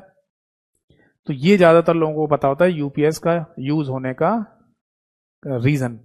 बट एक्चुअल में यूपीएस हमारे कंप्यूटर में और भी किसी काम के लिए इस्तेमाल में लाया जा रहा है, और वो उसका प्राइमरी फंक्शन होता है, यानी कि प्राथमिक कार्य। ठीक है जी, नोट कीजिए इस बात को। ये कुछ समय पहले एक पेपर हुआ जहां पर एग्जाम में ये क्वेश्चन पूछा गया था कि यूपीएस का प्राथमिक कार्य बताइए, यानी कि प्राइमरी फंक्शन क्या होता है, ये आपको बताना है। तो बेटा किसी भी कंप्यूटर के साथ यूपीएस के रखे जाने का प्राइमरी फंक्शन होता है बेटा सर्ज प्रोटेक्शन, सर्ज प्रोटेक्शन। अब इस सर्ज शब्द का मीनिंग क्या होता है? इसका मतलब है इलेक्ट्रिसिटी फ्लक्चुएशन, यानी बिजली में आने वाले उतार चढ़ाव। तो लिखिए फ्लक्चुएशन, इलेक्ट्रिसिटी फ्लक्चुएशन। हिंदी में लिख लो बिजली में आने वाले उतार चढ़ाव, उतार चढ़ाव। समझ में आ गई बात? यानी मोटे मोटे तौर पर आप ऐसे समझ लो कि जिनके घर में ना इलेक्ट्रिसिटी अप डाउन करती रहती है, कभी ज्यादा हो गई वोल्टेज, कभी कम हो गई, कभी ज्यादा कभी कम, और ऐसी कंडीशन में अगर आप अपने कंप्यूटर को बिना यूपीएस के चलाएंगे तो खराब हो जाएगा। तो इसलिए क्या करता है यूपीएस? सर्ज से प्रोटेक्शन करता है ना, सर्ज की रोकथाम। सर्ज का कोई हिंदी नाम नहीं है, बस ऐसे लिख लो, सर्ज की रोकथाम कर देता है। यानी कि अगर आपने अपने कंप्यूटर के साथ कोई यूपीएस लगा रखा है तो ये कांस्टेंट वोल्टेज देता रहेगा जब तक कंप्यूटर चल रहा है। भले ही पीछे है ना वोल्टेज कम ज्यादा होती रहे आपके घर में, पर कंप्यूटर को एक कांस्टेंट वोल्टेज देता रहेगा। ठीक है, इस काम के लिए यूपीएस का इस्तेमाल किया जाता है। अब इसमें एक और फंक्शन दे दिया गया है एज अ बैटरी वाला, और उसको हम यूपीएस का सेकेंडरी फंक्शन के नाम से बोलते हैं। और लोगों को लगता है कि यूपीएस लगाए जाने का प्राइमरी फंक्शन ही सेकेंडरी फंक्शन है, ऐसा नहीं है। आप समझ में आई बात या नहीं? अगर किसी भी कंप्यूटर के साथ यूपीएस लगाया गया है तो उसका सेकेंडरी फंक्शन है ये, और वो है दैट इज पावर बैकअप। यानी कि अगर अचानक इलेक्ट्रिसिटी पावर सप्लाई चली जाए तो कुछ देर का पावर बैकअप मिल जाएगा हमें यूपीएस के थ्रू, 2-4-5 मिनट का, ताकि हम अपने कंप्यूटर को प्रॉपर शट डाउन कर दें, बंद कर दें। क्यों? अगर मान लो अचानक कंप्यूटर बंद हो जाए तो तो उस केस में हमारे कंप्यूटर की फाइलें करप्ट हो सकती हैं, हमारे कंप्यूटर का जो विंडोज ऑपरेटिंग सिस्टम है वो भी खराब हो सकता है, करप्ट हो सकता है, जिसको बोलते हैं विंडो क्रैश हो जाना, ऑपरेटिंग सिस्टम क्रैश हो जाना, वो भी हो सकता है। तो इससे रोकथाम के लिए, इससे बचाव के लिए ना हम यूपीएस लगा लेते हैं और वो पावर बैकअप दे देगा। अब आज के समय पर ना डेस्कटॉप कंप्यूटर लोग कम इस्तेमाल करते हैं, तो लैपटॉप आ गए हैं, तो लैपटॉप में तो पहले से बैटरी लगी होती है, तो आप उस बैटरी से घंटे डेढ़ घंटे ही चला लेते हो कंप्यूटर को, ठीक है। बट अगर किसी डेस्कटॉप कंप्यूटर की बात कर रहे हैं तो उसके साथ यूपीएस जरूर लगा हुआ आपने देखा होगा, अगर किसी घर में या किसी जगह पर इलेक्ट्रिसिटी फ्लक्चुएट करती हो और अचानक बिजली चली जाती हो, उन केसेस में, ठीक है भाई। तो अब हम अपने इस चैप्टर को यहाँ पर फिनिश कर रहे हैं, total the end of this chapter यानी कंप्यूटर आर्किटेक्चर। मैं आशा करता हूं कि जो कंप्यूटर आर्किटेक्चर चैप्टर मैंने आपको समझाया वो बखूबी आपको समझ में आ गया होगा। जितना रेलेवेंट, जितना इंपॉर्टेंट हो सकता है वो मैंने आपको कराने की पूरी कोशिश की। अब आपको इसे याद रखना है ताकि आप एग्जाम में क्वेश्चन को ठीक कर पाएं। हम मिलेंगे अपनी नेक्स्ट क्लास में और नेक्स्ट चैप्टर को स्टार्ट करेंगे। नेक्स्ट चैप्टर कौन सा होगा ये मैंने आपको इंट्रोडक्शन क्लास में लिखवाया ही था, ठीक है भाई। तो आज की क्लास और सभा यहीं समाप्त होती है। अब पूछिए फटाफट जो पूछ रहे थे क्लास के बीच में, जो बच्चे क्लास के बीच में इस टॉपिक से हटके डाउट पूछ रहे थे, अब पूछिए क्या पूछना चाह रहे थे।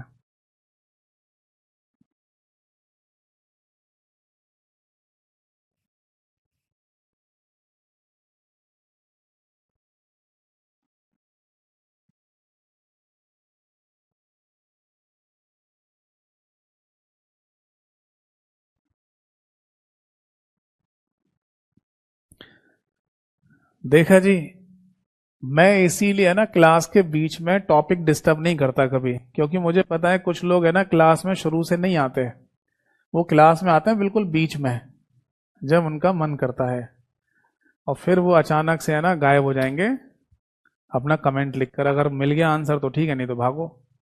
तो यार इससे है ना और बच्चों का भला, मतलब बुरा क्यों किया जाए, क्योंकि वो बच्चे तो आराम से सुन रहे हैं ना, हम अपना टॉपिक डिस्टर्ब क्यों करें। इसलिए मैं क्लास के बीच में जनरल डिस्कशन नहीं करता हूँ, ठीक है।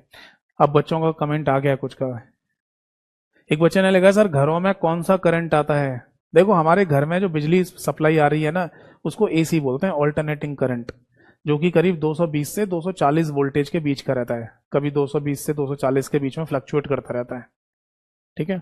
और जितनी भी हमारी इलेक्ट्रॉनिक डिवाइसेज हैं, जैसे हमारा स्मार्टफोन ही ले लीजिए, तो स्मार्टफोन भी है ना एक इलेक्ट्रॉनिक डिवाइस है, और इसको भी एक डायरेक्ट करंट की आवश्यकता होती है, डीसी की, और वो भी लो वोल्टेज का, 10 से 20 वोल्टेज का बस। तो जो आप मोबाइल फोन का चार्जर बोर्ड में लगाते हो ना, तो वो वहां पर क्या करता है, एसी को डीसी में बदल देता है, वो भी 10 से 20 वोल्टेज का, तभी आप अपने मोबाइल फोन को कनेक्ट करके चार्ज कर पा रहे हैं। कभी अगर आपका मन करे और आप ये चेक करना चाहें कि हमारा मोबाइल फोन सीधे एसी पर काम करेगा या नहीं, तो आप एक काम करना, मोबाइल फोन के चार्जर की जो केबल है ना, ऐसे समझो, इस चार्जर को यहां से हटा देना, और इस केबल को, ये वाली साइड तो लगी हुई थी चार्जर में और ये लगी हुई थी मोबाइल फोन में, तो आप यहां से इसको काटना, और इसमें भी दो तार निकलेंगे, और उसको बिजली के बोर्ड में लगाकर और इधर मोबाइल फोन से कनेक्ट कर देना। तब आपको पता चलेगा कि हमारा या हमारी इलेक्ट्रॉनिक डिवाइसेस एसी पर काम करती है नहीं, ठीक है। ये प्रैक्टिकल मैंने करके देखा, अभी नहीं, आज से ना 10 12 15 साल पहले की बात है, तब करके देखा था। तब हमने चेक करके देखा ये चीज, क्या हुआ, बूम। मतलब ऐसा कोई ब्लास्ट नहीं हुआ था, बट पूरा काला हो गया था फोन। करके देख रहे थे, पता तो था कि देखो नुकसान तो होगा ही, पर करके देखा तो। सर कभी ग्वालियर आइए मेरे भाई, जरूर मौका मिलेगा तो जरूर आऊंगा, ठीक है। एक बच्चे ने लिखा है सर 8th पे कमीशन आने के बाद 4200 ग्रेड पे जॉब की सैलरी क्या होगी अप्रोक्स। देखिए अभी मैं इसके बारे में कुछ नहीं बता सकता, क्योंकि अभी आने दीजिए, ठीक है। उसमें क्या आपका डीए एचआरए क्या अलाउंसेस वो सब क्या बढ़ेंगे, वो सब तभी पता चलेगा जब आएगी, है ना। जब 8th पे कमीशन आएगा तभी पता चलेगा कि क्या डिसाइड करते हैं गवर्नमेंट। क्योंकि देखो ये जो करंट गवर्नमेंट चल रही है इनका कुछ नहीं पता, सही बताऊं रियली, है ना। कोई पहले से आइडिया नहीं लगा सकता कि अगले नए किसी नियम कानून में क्या चेंज या बदलाव करें।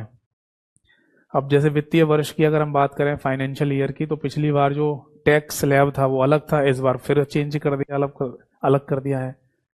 तो ऐसा थोड़ी है कि मतलब बिल्कुल ही है ना अचानक से 1-2 साल में ही कोई चेंज या बदलाव आ जाता होगा, पर टैक्स स्लैब में चेंज कर दिया है। तो पहले से क्यों नहीं सोचते इस चीज को? तो इस गवर्नमेंट की है ना थोड़ी सी है ना एक गलत बात मेरे को ये लगती है कि कभी भी कोई भी डिसीजन आ जाता है और वो पिछले वाले डिसीजन से बिल्कुल अलग भी हो सकता है। तो ये चीज है ना तभी पता चलेगी जब आएगा वो 4200 ग्रेड में लगभग क्या अप्रोक्स सैलरी होगी। बट इतना तो तय है यार, देखो सीधी सी बात है कि जो 4200 ग्रेड पे में सैलरी मिलेगी वो ऐसा तो है नहीं कि अभी जो मिल रही है उससे डबल हो जाएगी, ऐसा तो नहीं होगा, थोड़ा बहुत ही अंतर आता है। यूपी पीडब्ल्यूडी इरिगेशन रेड जेई वर्सेस सीएचएसएल में कौन सी जॉब अच्छी है? देखिए अच्छी मतलब किस सेंस में आप कह रहे हो कि कौन सी जॉब अच्छी है? सैलरी के ऊपर बोल रहे हो? तो जिसमें सैलरी ज्यादा मिलेगी वो अच्छी है फिर। वर्क काम काम नहीं करना पड़े इसलिए बोल रहे हो? तो फिर तो यार देखो आपको हर एक सेक्टर को जज करना पड़ेगा, उसके बारे में पता करना पड़ेगा कि मेरे को किस सेक्टर में काम नहीं करना। आपको केवल कंप्यूटर पर बैठकर किसी ऑफिस में बैठ के ही काम करना है ना? तो आप सीएचएसएल को भी अप्लाई कर सकते हो, ठीक है।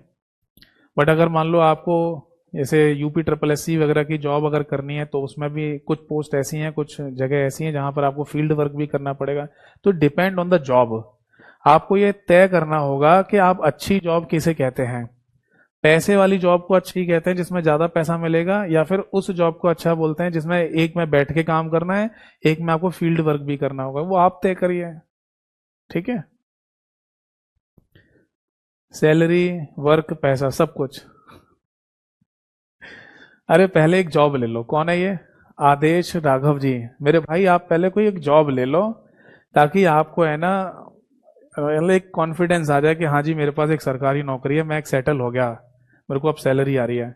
फिर आप देख लेना, अगर आपको उसमें मन नहीं लग रहा फिर से तैयारी करो, दूसरी जॉब निकाल दो। बहुत सारे लोग होते हैं ऐसे भी हमारे पास, है ना। बहुत सारे स्टूडेंट्स के रिकॉर्ड्स हैं जिन्होंने 8-8, 10-10 सिलेक्शन लिए हैं, क्योंकि जिस में जॉब कर रहे थे उसमें सेटिस्फेक्शन नहीं मिला तो फिर किसी और की तैयारी कर रहे हैं, या कंपैरेटिवली मतलब साथ के साथ ही है ना उन्होंने कई सारे एग्जाम दे दिए, उनमें क्लियर हो गए।